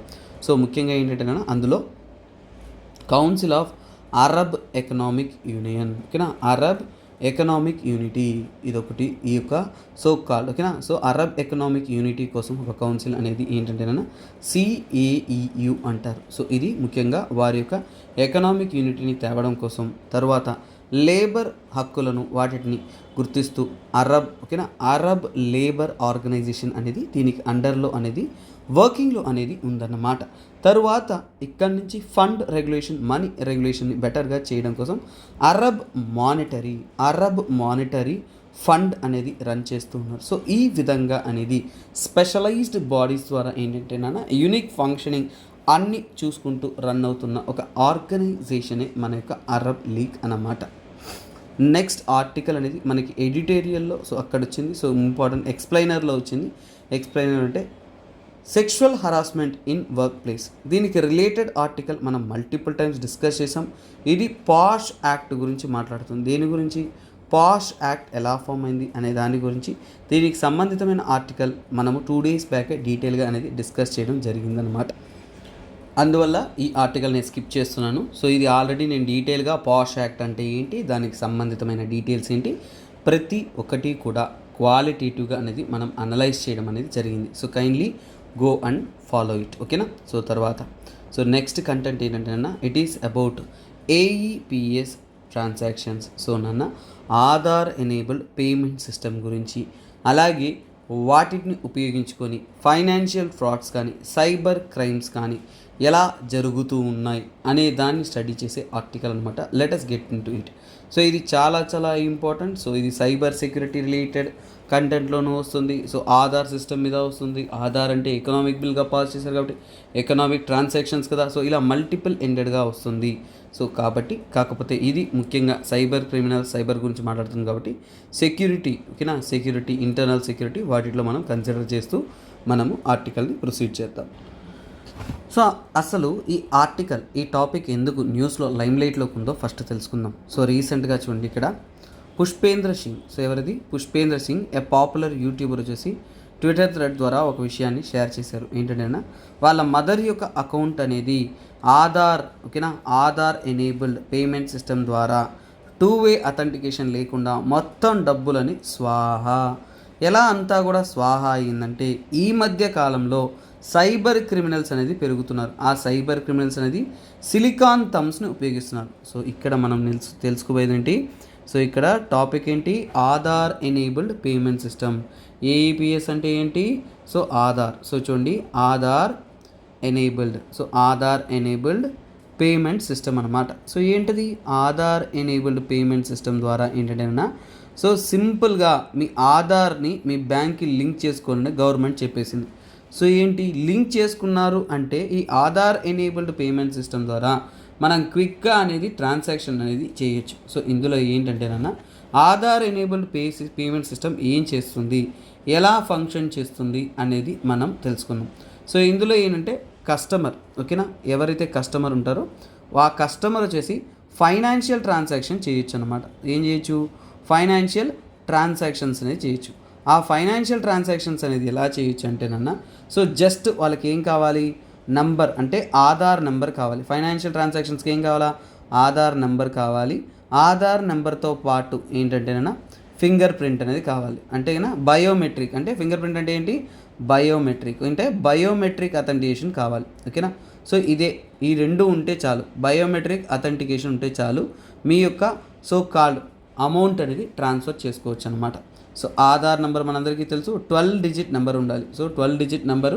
సో ఇది గవర్నమెంట్ అనేది చెప్తుంది. కాకపోతే ఏంటంటేనన్నా ఈ మధ్య కాలంలో వచ్చిన సమస్య ఏంటంటే సో కొంతమంది ఫ్రాడ్స్టర్, సైబర్ క్రిమినల్స్ వీళ్ళంతా కూడా ఏంటంటేనన్నా సిలికాన్ థమ్స్ అనేది ఉపయోగిస్తున్నారు. ఏంటి? Silicone thumbs. ఈ సిలికాన్ థమ్స్ అనేది ఏంటంటేనన్నా మీ ఫింగర్ ప్రింట్ని వాళ్ళు దోచేసుకున్నారు అంటే, లేదంటే ఏదో ఒక మీడియం ద్వారా మీ ఫింగర్ ప్రింట్ని వాళ్ళు తీసుకున్నారు అంటే ఆ యొక్క ఫింగర్ ప్రింట్ వాటి సిలికాన్ ఫింగర్ ప్రింట్ ద్వారా రెడీ చేసి వాటి ద్వారా ఏంటంటేనన్నా ఈజీగా అనేది మనీ అంతా కూడా వాళ్ళు డ్రైన్ చేస్తున్నారు. సో అలాగే ఏంటంటే ఇది సైబర్ క్రైమ్గా అనేది జరుగుతుంది. సైబర్ క్రిమినల్స్ అంతా కూడా చాలా వరకు చేస్తూ ఉన్నారు అనేది చెబుతున్నారు అన్నమాట. తర్వాత తీసుకున్నారు అంటే ముఖ్యంగా ఈ యొక్క ఆధార్ ఎనేబుల్ సిస్టమ్ అనేది ముఖ్యంగా ఫైనాన్షియల్ ట్రాన్సాక్షన్స్, అందులో ముఖ్యంగా ఆన్లైన్. సో ఆన్లైన్లో జరుగుతున్న ఫైనాన్షియల్ ట్రాన్సాక్షన్స్ అంతా కూడా వారు చూసుకున్నారనమాట. సో ఆన్లైన్ ఫైనాన్షియల్ ట్రాన్సాక్షన్సే వారి యొక్క మెయిన్ వర్క్ అనేది చేస్తున్నారు. సో దానికోసం వారు ఏంటంటే point of sale, POS systems కానీ అలాగే ఏంటంటే మైక్రో ఏటీఎంస్ అంతా కూడా వారు స్థాపించినారు. జస్ట్ మీ ఆధార్ నెంబరు, ఫింగర్ ప్రింట్ ఉంటే చాలు, వారు ఏంటంటేనన్నా మనీ అనేది ట్రాన్సాక్ట్ చేసుకోవచ్చు. సో ఇదన్నీ చేయించడానికి ఏంటంటే బిజినెస్ కరస్పాండెంట్స్ అని ఉంటారు. ఎవరుంటారు? Business correspondents. సో వీరేంటి? జస్ట్ ఓకేనా కరస్పాండ్ మీ ఆధార్ ఏంటంటే మీ ఆధార్ అనేది బ్యాంక్కి లింక్ అయిందంటే సో ఏంటి ఇక్కడ డైరెక్ట్గానే మనీ ట్రాన్సాక్షన్ చేయొచ్చు. అప్పుడు మన వాళ్ళు అడుగుతారు, సార్ ఓటీపీ రాదా సార్ అంటే ఏఈపిఎస్ సిస్టంలో ఆధార్ ఎనేబుల్ పేమెంట్ సిస్టమ్ ఏదైతే ఉంటుందో అందులో ఏంటంటేనన్నా no need for OTPs, no need for OTP. అంటే ఓటీపీస్ అనేది అక్కర్లేదన్నమాట. ఇది 2 వే ట్రాన్సాక్షన్ కాదు. So very very simple. So ఇక్కడ ఓటీపీస్ కానీ అలాగే చూడండి ఆధార్ ఎనేబుల్ సిస్టంలో ఏంటి no need of OTPs, no bank account details. అంటే మీరు బ్యాంక్ అకౌంట్ డీటెయిల్స్ కూడా ఇవ్వాల్సిన అవసరం లేదు. ఇక్కడ చూడండి twist, no bank account details అనమాట. అంటే మీ బ్యాంక్ డీటెయిల్స్ కూడా ఇవ్వాల్సిన అవసరం లేదు. So no other information, no other financial details ఏవీ లేకుండా ఏఈపిఎస్ సిస్టంలో మనము ట్రాన్సాక్షన్ చేయొచ్చు అనమాట. అది ఎలా చేయొచ్చు అంటే అదే ఫింగర్ ప్రింటు, ఆధార్ నెంబర్ ఈ రెండు ఉంటే చాలు మనీ ట్రాన్సాక్షన్స్ అనేది చేసేయచ్చు. సో అందువలన ఏంటంటేనా ఇది చాలా డేంజరస్గా అనేది చెబుతూ ఉన్నారు. సో అలాగే ఏంటంటేనా ఫండ్ ట్రాన్స్ఫర్కి అయినా ఫింగర్ ప్రింట్స్ అనేది ఎక్కడి నుంచి అంటే మీ యొక్క ఆధార్ని బ్యాంక్తో లింక్ చేశారు అంటే సో దాంతో ఈ యొక్క డిపాజిషన్స్ కానీ ఇవన్నీ కూడా అయిపోతుందన్నమాట. సో అలాగే ఇలాంటి ట్రాన్సాక్షన్స్లో మల్టిపుల్ టైప్స్ ఆఫ్ ట్రాన్సాక్షన్ చేసుకోవచ్చు. అంటే ఏంటంటే మీరు Aadhaar enabled pay fund transfer చేయొచ్చు, ఆధార్ పే ఉపయోగించుకోవచ్చు, బ్యాంక్ బ్యాలెన్స్ ఎంక్వైరీ చేయొచ్చు, ఏదైనా కానీ మనం చేసుకోవచ్చు. కాకపోతే మన వాళ్ళందరికీ ఒక డౌట్ వస్తుంది, sir AEPS Aadhaar enabled payment system ఇది డిఫాల్టా? అంటే నా బ్యాంక్ అకౌంట్కి యాక్టివ్గా ఉంటుందా? తనంతట తాను దాన్ని యాక్టివేట్ చేసేస్తారా? అంటే అందరికీ కూడా ఇది డిఫాల్టా అంటే ఇక్కడ డౌట్ వస్తుంది. ఏంటంటేనా ఎందుకంటే డిఫాల్ట్ అంటే ఏంటి, ప్రతి ఒక్కరి యొక్క బ్యాంక్ అకౌంట్స్కి ఏఈపిఎస్ యాక్టివ్ ఉంటుందా అనే డౌట్ మీకు వస్తుంది. అంటే సో యాక్చువల్గా సో యుఐడిఏఐ ఓకేనా, unique identification authority of India, అలాగే NPCI national payment corporation of India they did not mention clearly. అంటే ఏంటి, వారు ఇది డిఫాల్టా కాదా అనేది వాళ్ళు ప్రాపర్గా అనేది మెన్షన్ చేయలేదు. ఎప్పుడైతే వాళ్ళు ప్రాపర్గా మెన్షన్ చేయలేదో అప్పుడు ఏంటంటే చాలామంది ఏం చేస్తారు అంటే ఇక్కడ AEPS did not require any activation. అంటే did not require any activation అనేది క్లియర్గా అర్థమవుతుంది. అంటే ఏంటి, సో ఇక్కడ మీరు ఒకసారి గుర్తుపెట్టుకోండి, ఈ మధ్య కాలంలో మీకు ట్యాప్ పే వచ్చింది. క్రెడిట్ కార్డులో జస్ట్ ట్యాప్ చేస్తే పేమెంట్ అయిపోద్ది అనమాట. సో ఇందులో మీకు క్రెడిట్ కార్డులో ఒక ఆప్షన్ ఉంటుంది, ఆన్లైన్లో మీరు యాప్లో ఇన్స్టాల్ చేసినప్పుడు వైఫైని డిసేబుల్ చేసుకోవచ్చు. అంటే నా ఇష్టానికి నేను పెట్టుకోవచ్చు అనమాట. సో ట్యాప్ చేసేటప్పుడు ఎవరి దగ్గర అయినా కానీ ఆ యొక్క కార్డ్ ఎక్విప్మెంట్ ఉందనుకోండి, జస్ట్ దాన్ని క్లిక్ చేసుకునేసి మనీ కొట్టేసి మీ కార్డు పక్కన లేదంటే మీ పాకెట్ పక్కన పెట్టారనుకోండి, ట్రాన్సాక్షన్ అయిపోతుంది. చాలా సింపుల్ కదా, అవునా కదా? సో అంటే ఇలా జరగకూడదని సేఫ్టీ కోసం మనం ఏంటి డిసేబుల్ చేసుకుని ఉంటాం. నేనైతే డిసేబుల్ చేసుకుని ఉంటానన్న ట్యాప్ అండ్ పే ఎక్కడ ఉపయోగించను. కాకపోతే ఏంటంటే ఇక్కడ అదేవిధంగా ఏఈపిఎస్ని మనము డిసేబుల్ చేసుకోవచ్చు, అలా ఉందా అంటే లేదు. ఏఈపిఎస్ అనేది అందరు బ్యాంకుల్లో కూడా యాక్టివేషన్ లేకుండానే మనం ఉపయోగించుకోవచ్చు అన్నమాట. సో అంటే దీంట్లో ఏంటంటే బ్యాంక్ అకౌంట్లో ఇది ఏఈపిఎస్ ఎవరికి వర్తిస్తుందంటే సో చూడండి బ్యాంక్ ఓకేనా, బ్యాంక్ అకౌంట్ లింక్డ్ టు ఏంటి, bank account linked to Aadhaar. So bank account linked to Aadhaar. So మీ యొక్క బ్యాంక్ అకౌంట్ అనేది ఆధార్తో లింక్ అయిందనుకోండి, అప్పుడు ఈ యొక్క ఏఈపిఎస్ అనేది ఫంక్షన్ అయిపోతుందన్నమాట.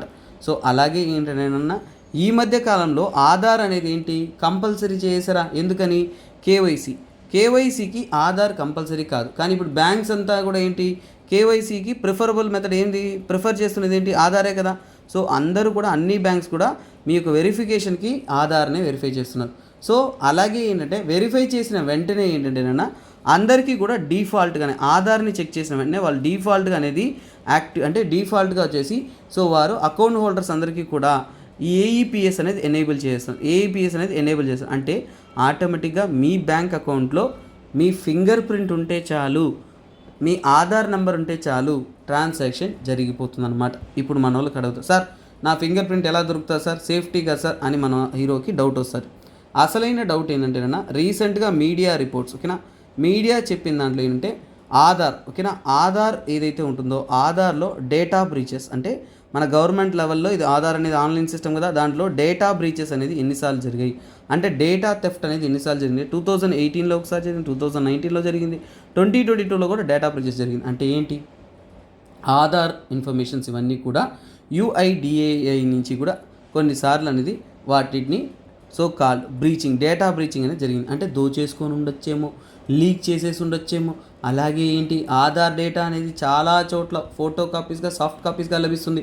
అప్పుడు ఆధార్ డీటెయిల్స్ ఇవన్నీ ఉన్నప్పుడు ఈజీగా క్రిమినల్స్ వాటి మీద చేయొచ్చు కదా, ఈజీగా యూటిలైజ్ చేయొచ్చు కదా. 2-వే అథెంటికేషన్లో అంటే ఫోన్ నెంబర్ కూడా మీకు ఓటీపీ రావచ్చు. అప్పుడు ఆ 2-వే అథెంటికేషన్ అప్పుడు ఫోన్ నెంబర్ కూడా ఓటీపీ వచ్చింది అనుకోండి, అక్కడ మిస్ అయిపోవచ్చు. కానీ ఇప్పుడు 2-వే అథెంటికేషన్ లేకుండా జస్ట్ నెంబరు, ఫింగర్ ప్రింట్ ఉంటే చాలు. ఏఈపీఎస్ సిస్టమ్ అనేది ఎక్స్ట్రీమ్లీ డేంజరస్గా అనేది చెబుతున్నారు. సో అందుకనే ఈ కంటెంట్ అనేది న్యూస్లో ఉందన్నమాట.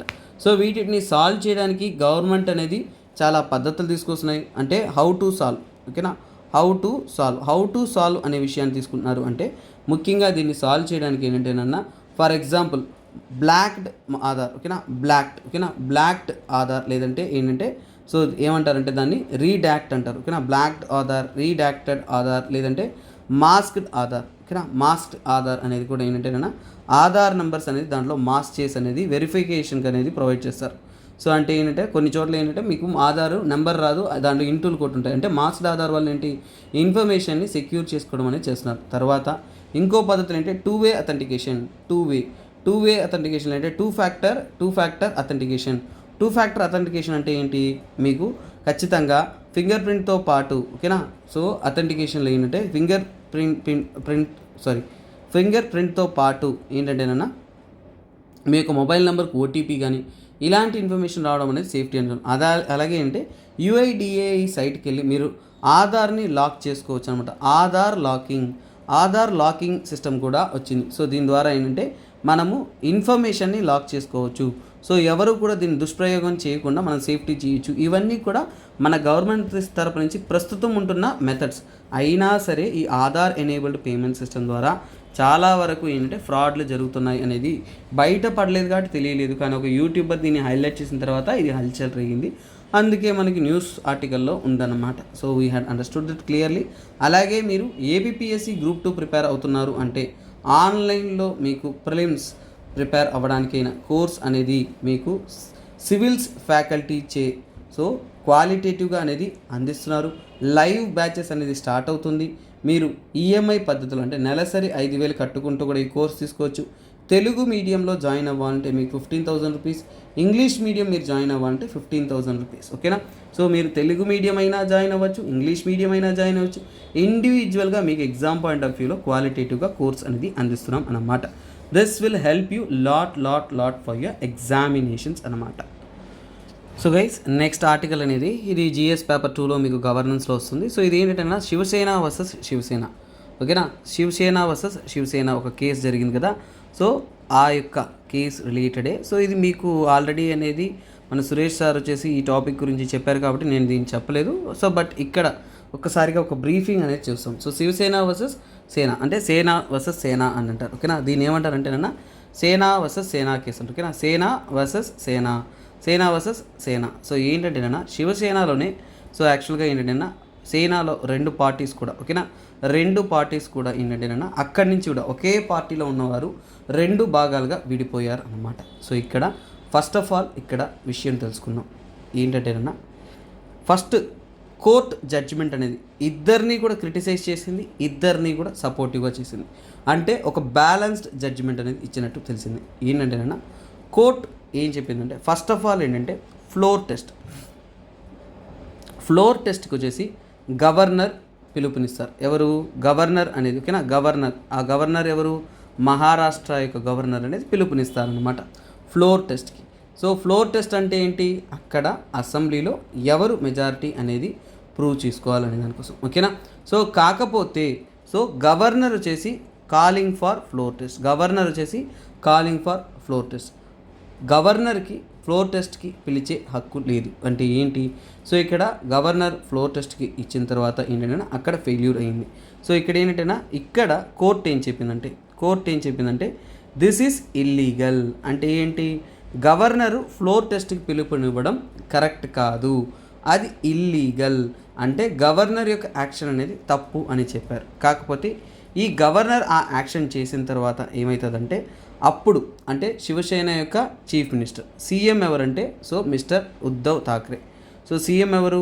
ఉద్ధవ్ ఠాక్రే ఏం చేశారు అంటే సో ఈ ఇన్సిడెంట్ జరగానే మెజారిటీ పోయింది అనే దాంతో ఏంటంటే రిజైన్ చేశారు.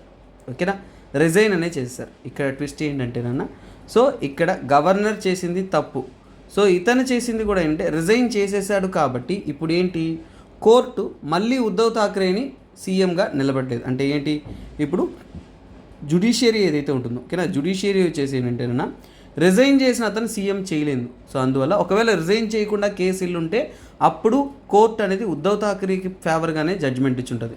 కానీ ఇక్కడ ఏమైంది, జ్యుడిషియరీ అనేది ఏంటంటేనా ఇప్పుడు రీఇన్స్టిగేట్ అనేది నాట్ పాసిబుల్. ఓకేనా, రీఇన్స్టిగేట్ అనేది పాసిబుల్ కాదు. ఎందుకని, బికాస్ రిజైగ్నేషన్. సో ఉద్ధవ్ ఠాక్రే గారు రిజైన్ చేయకుండా ఉంటే వారే సీఎంగా ఉంటారనమాట. రిజైన్ చేశారు కాబట్టి ఏంటంటేనన్నా ఇది ఇక్కడ నుంచి చీఫ్ మినిస్టర్షిప్ అనేది వారికి పోయింది. సో రిస్టోర్ చేయడం కానీ రీఇన్స్టిగేట్ చేయడం అనేది కాని పని. సో ఇది ఓకే. తర్వాత ఏంటంటేనన్నా ఇప్పుడు ఎప్పుడైతే సీఎం లేరో, చూడండి, ఫస్ట్ గవర్నర్ చేసిన పని తప్పు, కానీ ఇప్పుడు సీఎం లేరు కదా, రిజైన్ చేశారు కదా. రిజైన్ చేసిన తర్వాత పవర్ ఎవరి దగ్గర ఉంటుంది, సో రిజైన్ చేసిన తర్వాత ఏంటంటే పవర్ వచ్చేసి గవర్నర్ దగ్గర ఉంటుంది. సో అంటే ఏంటంటే రిజైన్ చేసిన తర్వాత కాన్స్టిట్యూషనల్ రెస్పాన్సిబిలిటీ, చూడండి, ఒక్కసారిగా సీఎం లేరంటే కాన్స్టిట్యూషనల్ రెస్పాన్సిబిలిటీ ఎవరిది, సో ఎవరిది, ఓకేనా, ఎవరిది బాధ్యత, కాన్స్టిట్యూషనల్ రెస్పాన్సిబిలిటీ అనేది గవర్నర్ది అయిపోద్ది. ఓకేనా, గవర్నర్ ఏం చేస్తారు, ఇప్పుడు గవర్నర్ వచ్చేసి యాక్చువల్గా ఏంటంటేనన్నా ఇంకొక ఫ్యాక్షన్, అంటే ఈ యొక్క శివసేనలో ఉంటున్న ఇంకొక గ్రూప్, అదే ఎవరంటే మిస్టర్ ఏక్నాథ్ సింగ్. సో ఎవరది, ఏక్నాథ్ షిండేని వచ్చేసి పిలిపిస్తారు. ఏంటి, వారిని గవర్నమెంట్ ఫామ్ చేయడానికి, లేదంటే ఇంకొక ఆల్టర్నేటివ్ గవర్నమెంట్కి ఫామ్ చేయడానికి. సో కాల్డ్ ఏక్నాథ్ షిండేతో గవర్నమెంట్ అనేది ఫామ్ అవుతుంది. ఇది తప్ప అంటే నో, దిస్ ఈస్ రైట్, ఇది చాలా చాలా కరెక్ట్ డెసిషన్. కోర్టు ఏం చెప్పింది, గవర్నర్ చేసిన ఈ పని కరెక్ట్. ఎందుకంటే ఎప్పుడైతే ఇంకొక సీఎం రిజైన్ చేశారో కాన్స్టిట్యూషనల్ రెస్పాన్సిబిలిటీ గవర్నర్ది ఏంటి, ఖచ్చితంగా నెక్స్ట్ మెజారిటీ ఎవరైతే ఉన్నారో వారిని సో కాల్డ్ పర్సన్గా అనేది అపాయింట్ చేయాలి. ఓకేనా, సీఎంగా అనేది అపాయింట్ చేయాలి. కాకపోతే ఏంటంటేనన్నా ఇక్కడ ఇంకొక విషయం ఏంటంటేనన్నా, గవర్నర్ స్టార్టింగ్ చేసిన ఫ్లోర్ టెస్టే తప్పు, మిగతాది తప్పు కాదన్నారు. తర్వాత ఏంటంటేనా యాక్చువల్గా గవర్నర్ ఏం చేయాలంటే leader of opposition party, highest opposition party ఎవరైతే ఉందో వారిని పిలవాలి. కానీ వారిని పిలవకుండా శివసేనలోనే ఇంకొక గ్రూప్ అయిన ఏక్నాథ్ షిండేని పిలిచారు. సో ఇది తప్పు. అంటే ఏంటి, ఇక్కడి నుంచి కోర్టు ఏం చెప్పిందంటే, చూడండి, మీరు చేసింది కరెక్ట్, కానీ కోర్టు ఏం చెప్పిందంటే, సో చూడండి, మల్టిపుల్ టైమ్స్ మళ్ళీ చెప్పింది ఏంటంటే గవర్నర్ ఎవరైతే ఉన్నారో గవర్నర్ అనేవారు షుడ్ నాట్ ఇంటర్ఫేర్. గవర్నర్ ఎప్పుడు కూడా సో లోకల్ అంటే ఇన్నర్ పార్టీ కాన్ఫ్లిక్ట్స్లో interfere in inner and intra party అంటే ఒక పార్టీ లేదంటే ఇతర 2-3 పార్టీస్ మధ్య పార్టీ మధ్య కాన్ఫ్లిక్ట్ గొడవలు జరుగుతూ ఉన్నాయంటే ఆ కాన్ఫ్లిక్ట్లో వచ్చేసి గవర్నర్ ఇన్వాల్వ్ అవ్వకూడదు అనేది క్లియర్గా అనేది చెప్పారు. సో ఇప్పుడు ఏంటంటేనన్నా మళ్ళీ డౌట్ వస్తుంది. సో ఇక్కడ ఈ జడ్జిమెంట్ చెప్పిన తర్వాత ఇంకొకటి ఏంటంటేనన్నా మనకి డౌట్ వచ్చేసి అంటే విప్ అంటే ఏంటి. సో విప్ అనేది ఫస్ట్ ఆఫ్ ఆల్ అంటే విప్ ఇష్యూ చేస్తారు. పొలిటికల్ పార్టీస్ ఏం ఇష్యూ చేస్తారు, విప్ అనేది ఇష్యూ చేస్తారు. సో విప్ అంటే ఏంటి అనేది ఫస్ట్ తెలుసుకుందాం.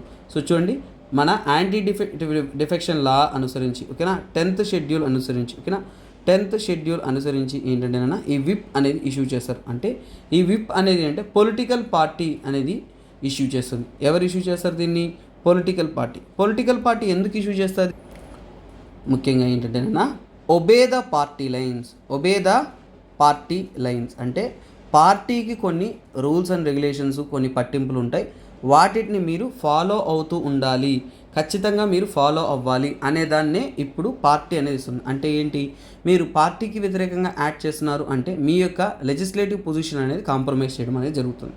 సో ఇప్పుడు ఏంటంటేనా అసలైన ట్విస్ట్ ఏంటంటే ఈ యొక్క శివసేన పార్టీలో 2 విభాగాలుగా విడిపోయారు. సో ఇద్దరూ కూడా బోత్ ద గ్రూప్స్ అంటే 2 గ్రూప్స్ కూడా బోత్ ద గ్రూప్స్ అనేది ఏంటంటేనా విప్ అనేది ప్రొవైడ్ చేసింది, అంటే విప్స్ అనేది ప్రొవైడ్ చేసింది. ఇప్పుడు డౌట్ ఏంటి, ఇక్కడ అసలైన ప్రాబ్లం ఏంటంటేనా హూస్ విప్ అంటే ఎవరి యొక్క విప్ని కన్సిడర్ చేయాలి, whose whip to be considered అంటే ఎవరి యొక్క విప్ని మనం కన్సిడర్ చేయాలి అనేది ప్రశ్న అనమాట. సో ఇక్కడ చూడండి 2 ఫ్యాక్షన్స్ ఉన్నాయి, ఇద్దరు ఉన్నారు. సో ఇద్దరు ఉన్న తర్వాత ఎవరి యొక్క విప్ని మనం ప్రశ్నించుకోవాలి. సో ఎవరిని మనము సో కాల్డ్ పొజిషన్ నుంచి తొలగించాలి. సో ఇక్కడ ఏంటంటేనన్నా సో ఒరిజినల్ పార్టీ ఓకేనా, ఒరిజినల్ పార్టీ ఏదైతే ఉంటుందో ఓకేనా, ఒరిజినల్ పార్టీ ఏదైతే ఉంటుందో ఆ ఒరిజినల్ పార్టీలో ఉన్నవారినే కన్సిడర్ చేయాలి. ఒరిజినల్ పార్టీ వచ్చేసి మిస్టర్ థాకరే గారు ఫస్ట్ వచ్చేసి హోల్డ్ చేసుకున్నారు. సో థాకరే గారు దీన్ని ఫాస్ట్ ఫార్వర్డ్ చేసుకొని రన్ చేస్తున్నారు. సో ఒరిజినల్ పార్టీ వచ్చేసి వ్యాలిడ్గా అనేది తీసుకున్నారు, వ్యాలిడ్ విప్గా అనేది కన్సిడర్ చేసుకున్నారు. కాకపోతే మళ్ళీ ఇందులో టెస్ట్ ఏంటంటేనన్నా సో ఎంతదా వ్యాలిడ్ విప్ తీసుకున్నా కానీ ఇందులో ఏంటంటేనన్నా ఈ 2 ఫ్యాక్షన్స్ కూడా ఈ పార్టీ నుంచే విడిపోయారు. సో అలాంటప్పుడు ఏంటంటేనా ఒరిజినల్ పార్టీ అనేది ఎవరు అనేది, సో అందుకని ఏంటంటేనా సో ఈ యొక్క డెసిషన్ అనేది ఎవరు తీసుకున్నారు అంటే so this original party decisions అనేది ఎవరి చేతిలో ఉందంటే స్పీకర్ చేతిలో ఉందన్నమాట.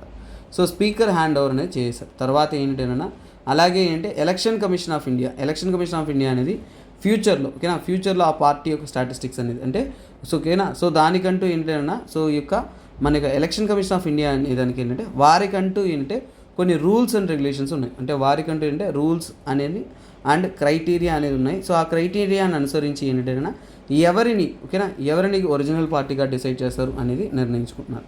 సో ఇది హల్చల్ చేసిన న్యూస్ కంటిన్యూస్గా ఇష్యూగా ఉంటుంది. But we need to understand in exam point of view అన్నమాట. సో నెక్స్ట్ కరెంట్ అఫైర్స్లోకి వెళ్దాం. సో గైస్ నెక్స్ట్ ఆర్టికల్ కూడా మీకు జిఎస్ పేపర్ 2 జ్యుడిషియరీ గవర్నెన్స్లో వస్తుంది. బట్ ఏంటంటే court recall the rights of the accused ఇది డిఫాల్ట్ బెయిల్ గురించి. కానీ డిఫాల్ట్ బెయిల్ దానికి సంబంధితమైనంతా కూడా నేను ముందే మీకు క్లియర్గా చెప్పడం అనేది జరిగింది. సో ఇక్కడ దానికి సంబంధితమైన కొన్ని డీటెయిల్స్ అనేవి ఉన్నాయి. సో అందుకే వాటిని మాత్రం మనం చూసాం. నిన్న కూడా సేమ్ కాన్సెప్ట్ రావడంతో సో వాటిని మనం డీటెయిల్గా అనేది అనలైజ్ చేసాము.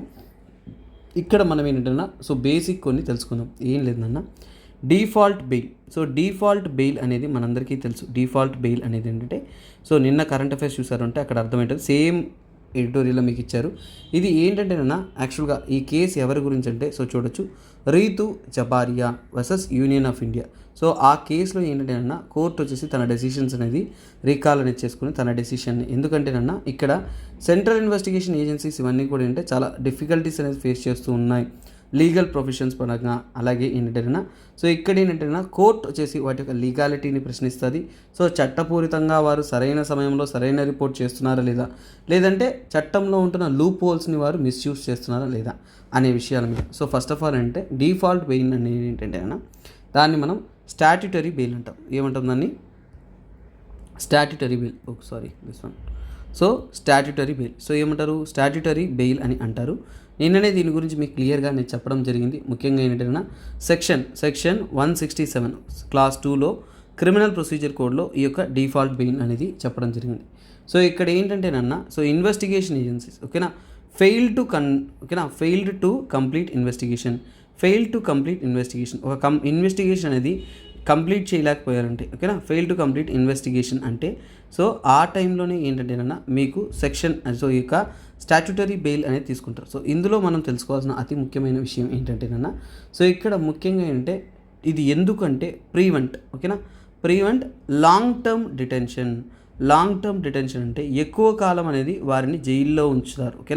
అంటే వారు తప్పు చేశారా లేదా అనేది ప్రూవ్ చేయకుండా ఎక్కువ సంవత్సరాలు జైల్లో ఉంచడం అనేది తప్పు. అలాంటి వాటిని అడ్డుకోవడం కోసం సో అలాగే ఏంటంటే డిఫాల్ట్ బెయిల్కి మ్యాక్సిమం కాలం ఎంత? సో చూడండి, ఇన్వెస్టిగేటర్స్ ఇన్వెస్టిగేట్ చేసేదానికి ఒక విషయాన్ని ఇన్వెస్టిగేట్ చేయాలి కదా, ఆ ఇన్వెస్టిగేట్ చేయడానికి వారికి ఉన్న కాలం వచ్చేసి సుమారుగా 60 నుంచి కూడా 60 or 90 days అనమాట. అంటే 60 నుంచి 90 రోజుల్లో మీరు ఇన్వెస్టిగేషన్ కంప్లీట్ చేయకపోతే వారికి ఏంటంటేనన్నా బెయిల్ మంజూరు అనేది చేస్తామనేది కోర్టు చెప్పింది అనమాట క్లియర్గా. సో ఇది ఏంటంటేనన్నా మనకి ఆర్టికల్ మన ఫండమెంటల్ రైట్స్లో ఆర్టికల్ 21లో ఫండమెంటల్ రైట్స్లో అనేది క్లియర్గా అనేది ఇవ్వడం అనేది జరిగింది. సో ఇక్కడ ఏంటంటేనా దీని ద్వారా ఏంటంటేనా అన్ఆథరైజ్డ్గా ఎవరైనా అరెస్ట్ చేసి పెట్టుకోవడం కానీ ఇలాంటివన్నీ జరగకుండా ఉండడానికి అనేది ఇది హెల్ప్ అవుతుంది అనేది చెప్తున్నాను. తర్వాత ఏంటంటేనా ఈ మధ్యకాలంలో ఏంటంటే పాండమిక్ సిచ్యువేషన్లో కూడా ఒక కేసు నడిచింది. అదే ఏంటంటే S Kasi versus state.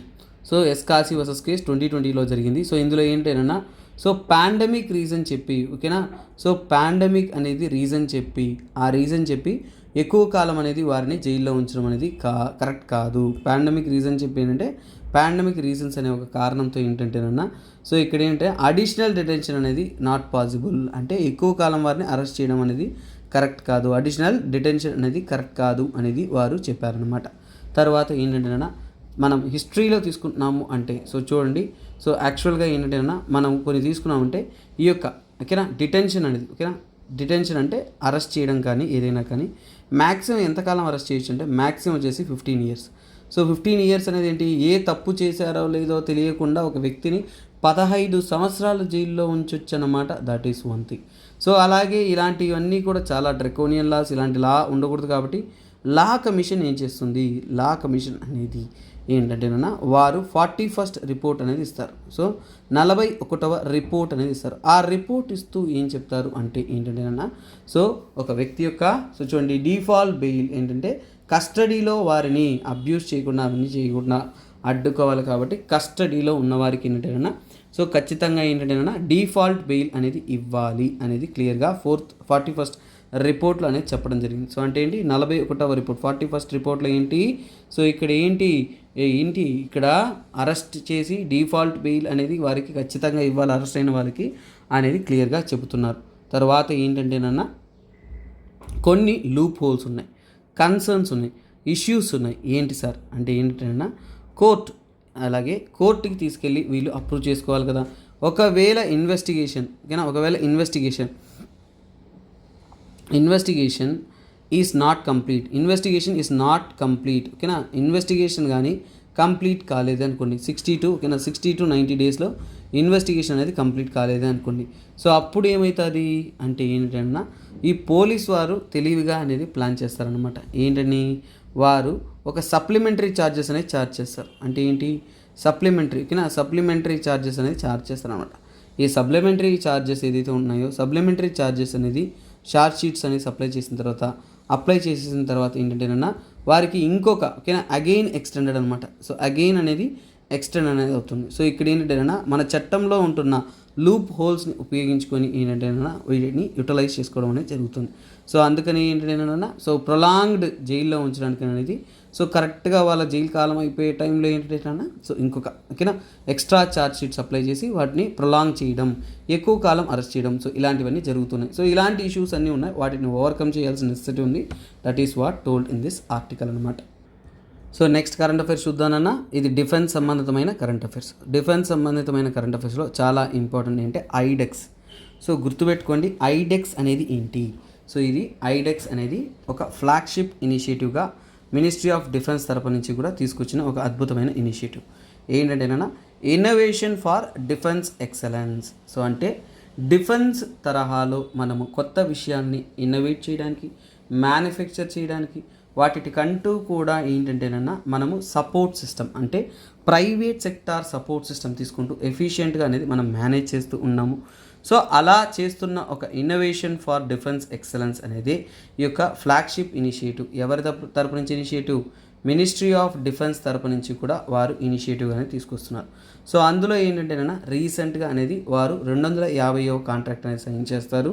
So అలాగే మిషన్ డిఫ్ స్పేస్ అంటే ఏంటి, డిఫెన్స్ స్పేస్లో మిషన్ డిఫ్ స్పేస్లో భాగంగా ఫస్ట్ కాంట్రాక్ట్ ఇదే అనేది చెప్తున్నారు. అలాగే నావీ యొక్క కాంట్రాక్ట్లో ఇది 100th స్ప్రింట్ ఇనిషియేటివ్ అనేది కూడా ఏంటంటే నావీలో ముఖ్యంగా ఏంటి స్ప్రింట్ అనేది ఏంటి, నావీలో మనం ఏంటంటేనన్నా ఛాలెంజెస్ని వాటిని ఫైట్ చేయడం కోసం మనం తీసుకొచ్చిన ఇనిషియేటివ్ అనమాట. సో అందులో కూడా ఏంటంటే 100th అగ్రిమెంట్గా అనేది ఇది మారింది. ఓకేనా. సో అలాగే ఇక్కడ మనం అర్థం చేసుకోవాల్సిన అంటే ఐడెక్స్ అనేది చూడండి, ఫస్ట్ ఐడెక్స్ మరియు మిషన్ డిఫెన్స్ ఇద్దరూ కలిసి సైన్ చేసిన కాంట్రాక్ట్ ఇది. అలాగే ఏంటంటేనా సో ఇక్కడ ఓకేనా డిఫెన్స్ ప్రొడక్షన్ కానీ అలాగే ఏంటంటేనా CEO defence innovation organisation DIO కానీ వారందరూ కూడా ఇందులో పార్టిసిపేట్ చేశారు. వారితో పాటు ఇన్స్పేసిటీ. సో ఎవరది? ఇన్స్పేసిటీ.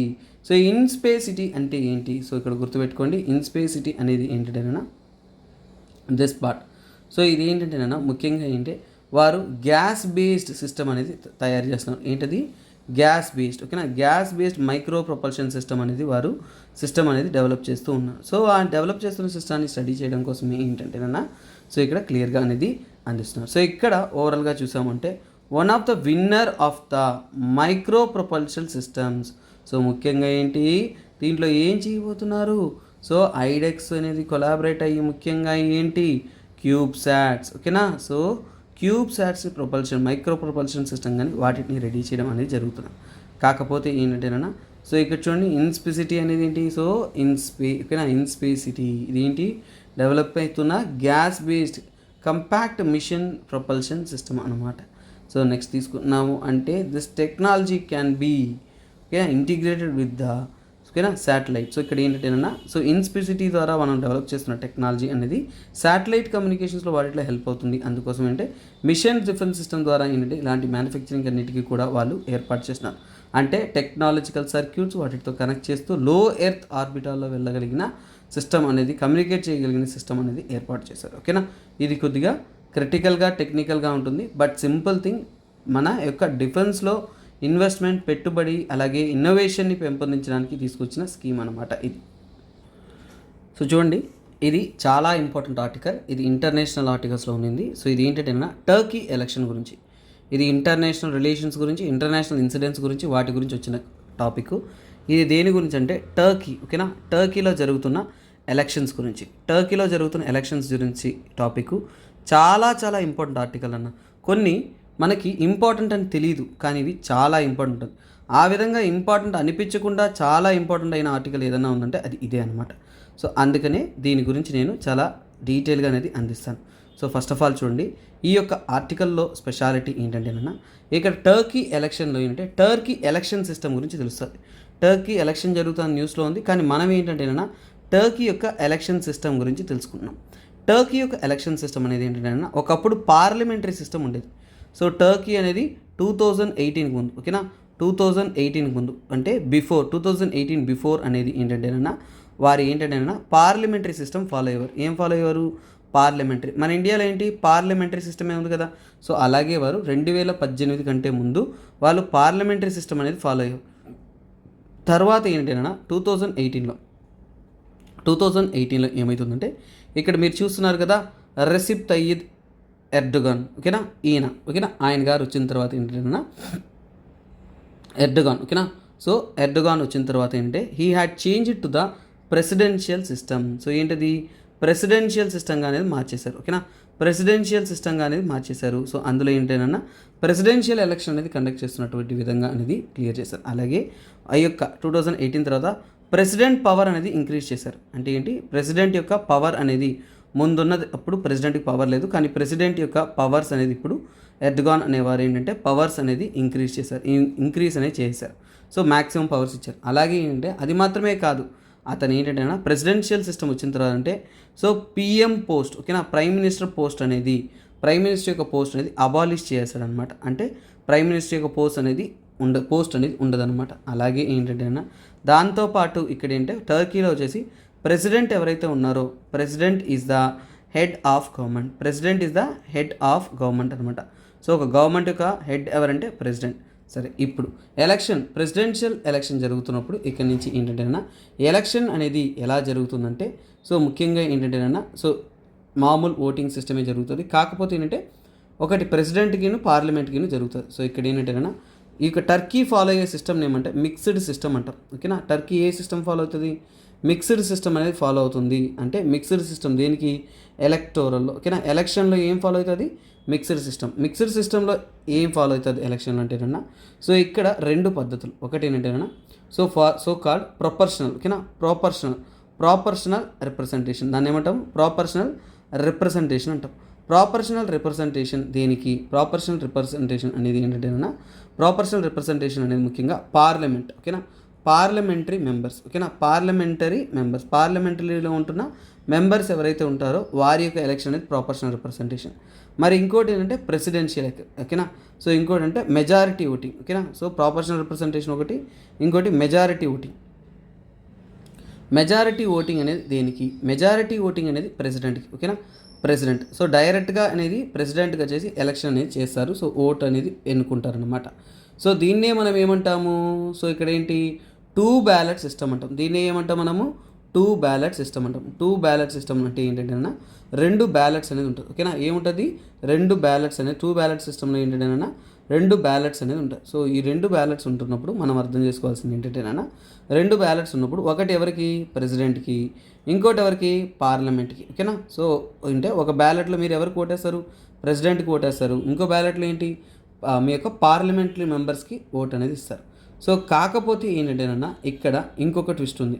ప్రెసిడెంట్ని ఎన్నుకునేటప్పుడు, సో చూడండి, ప్రెసిడెంట్ ఎలక్షన్. ఓకేనా, ప్రెసిడెంట్ వచ్చేసి ఎలా ఎన్నుకుంటారు, ప్రెసిడెంట్ వచ్చేసి so called majority voting. So if, ఓకేనా, if they did not get, ఓకేనా, if they did not get, ఓకేనా, if they did not get అంటే ఇప్పుడు మెజారిటీ అన్నప్పుడు ఏంటి, సో మెజారిటీ అన్నప్పుడు ఏంటంటేనా, సో ఇక్కడ చూసుకోండి మెజారిటీ, సో మెజారిటీ ఓటింగ్ అంటారు. ఓకేనా, మెజారిటీ ఓటింగ్ అంటే ఏంటి, మెజారిటీ ఓటింగ్లో ఏంటంటేనా ప్రెసిడెంట్ ఎలక్షన్లో ఒక విషయం క్లియర్గా చెప్పారు. అంటే సో హియర్ ప్రెసిడెంట్ అవ్వాలంటే ఏమవ్వాలి, షుడ్ గెట్, ఓకేనా, షుడ్ గెట్ 50+, ఓకేనా, 50% ప్లస్ ఓట్స్ అనమాట. అంటే ఒకరు ప్రెసిడెంట్ అవ్వాలంటే టర్కీలో 50% కంటే ఎక్కువ ఓట్లు గెలుచుకున్నారంటే వారు ప్రెసిడెంట్గా అనేది అయిపోవచ్చు అనమాట. కాకపోతే మెజారిటీ ఓటింగ్ సిస్టంలో ఏంటంటే if they did not get, ఓకేనా, if they did not get 50%, ఓకేనా, 50% ప్లస్ అనేది గ్రేటర్ దెన్ 50% అనేది వాళ్ళు పొందలేదు అంటే అప్పుడు మెజారిటీ సిస్టంలో ఏమవుతుందంటేనా నెక్స్ట్ మళ్ళీ ఇంకోటి జరుగుతుంది. దాన్నే ఏమంటాము, రన్ ఆఫ్ ఓట్. ఓకేనా, రన్ ఆఫ్ ఓట్ అంటే ఏంటి, ఇది ఈ పాయింట్ కోసమే ఈ మొత్తం ఆర్టికల్ నేను చెప్పింది. రన్ ఆఫ్ ఓట్ అనేది చాలా చాలా ఇంపార్టెంట్. ఎందుకంటేనా second round of voting, so మళ్ళీ ఏంటంటే సెకండ్ రౌండ్ ఆఫ్ ఓటింగ్ అనేది జరుగుతుంది. ఆ సెకండ్ రౌండ్ ఆఫ్ ఓటింగ్ జరుగుతుందంటే దాన్నే ఏమంటాం, రన్ ఆఫ్ ఓట్ అనేది అంటాము. సో ఇది టర్కీలో ఉంటున్న పరిస్థితి అన్నమాట. నెక్స్ట్ ఏంటి అంటే, సో టర్కీలో ఎలాంటి గవర్నమెంట్ ఉంది, సో టర్కీలో అనేది ఏంటంటేనా, సో మనం క్లియర్గా తెలుసుకోవాలా, మనకి ప్రెసిడెన్షియల్ ఫార్మ్ ఆఫ్ ఎలక్షన్ ఉంది. కాకపోతే ఏంటంటే ఎన్ని సంవత్సరాలకు అంటే టైం లైన్ విషయాన్ని తీసుకున్నారు అంటే సుమారుగా 5 ఇయర్స్కి ఒకసారి అనేది నార్మల్ ఎలక్షన్స్ అనేది జరిగి నార్మల్గా అనేది జరుగుతుంది అనమాట. దిస్ ఈజ్ ద, ఓకేనా, way of understanding A crucial concept. చాలా చిన్నది, కాకపోతే 3-4 విషయాలు. ప్రాపోర్షనల్ రిప్రజెంటేషన్ అంటే ఏంటి, మెజారిటీ రిప్రజెంటేషన్ అంటే ఏంటి, తర్వాత రన్ ఆఫ్ ఓట్ అంటే ఏంటి, టూ బ్యాలెట్ సిస్టమ్ అంటే ఏంటి, మిక్స్డ్ సిస్టమ్ అంటే ఏంటి, ఇలా మల్టిపుల్ కంటెంట్స్ అనేది ఒకే చోట నేర్చుకున్న ఆర్టికల్ ఇది. So that why it is very good and that is important. ఓకేనా, అలాగే మీరు యూపీఎస్సీ ప్రిపేర్ అవుతున్నారు అంటే మీకోసం అద్భుతమైన కరెంట్ అఫైర్స్ అనేది రెగ్యులర్గా డైలీ మీకు లైవ్ క్లాస్ అనేది తీయడం జరుగుతుంది.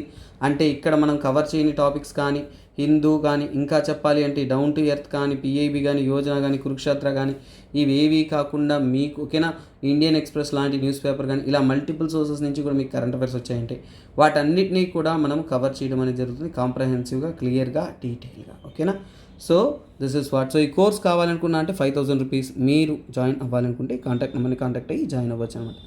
అలాగే యూపీఎస్సీ జియోగ్రఫీ క్లాసెస్ అనేది 5,000 రూపీస్కి మీకు ఇండివిజువల్ కోర్సెస్ అనేది అందుబాటులో ఉన్నాయి. సో ఎవరైతే లైవ్ జాయిన్ అయ్యాలనుకుంటున్నారో లేదంటే రికార్డింగ్ జాయిన్ అవ్వాలనుకుంటున్నారో వారు ఈ యొక్క అవకాశాన్ని అనేది ఉపయోగించుకోండి. This is by me SPR sir. ఓకేనా, ఓకే స్టూడెంట్స్, ఈ రోజు యొక్క ఎంసీక్యూతో మనం క్లాస్ అనేది ఎండ్ చేస్తాము. సో ఇక్కడ చూడండి, 2018లో సో మనము ఏఈపిఎస్ అనేది ఈరోజు క్వశ్చన్ వచ్చింది కదా, మనం చదివాం కదా. సో అందువల్ల సో దానికి రిలేటెడ్ కంటెంట్గా చూద్దాం. సో 2018లో క్వశ్చన్ వచ్చింది, Aadhaar card can be used as a proof of citizens or domicile.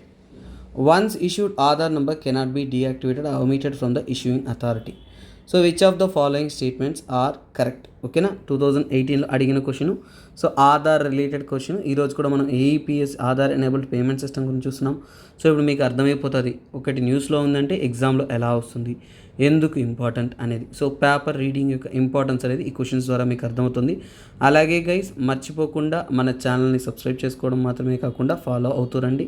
So అలాగే వీడియో నచ్చింది అంటే మీకు కామెంట్స్ అనేది కామెంట్ సెక్షన్లో అనేది పోస్ట్ చేస్తారండి. So that I will keep reading and know about you. So ఓకేనా, సో మీరు చూస్తున్నారా లేదా, నచ్చుతుందా లేదా అనే విషయాలు మనకి తెలుస్తూ ఉంటుంది. Okay guys, thanks for the day.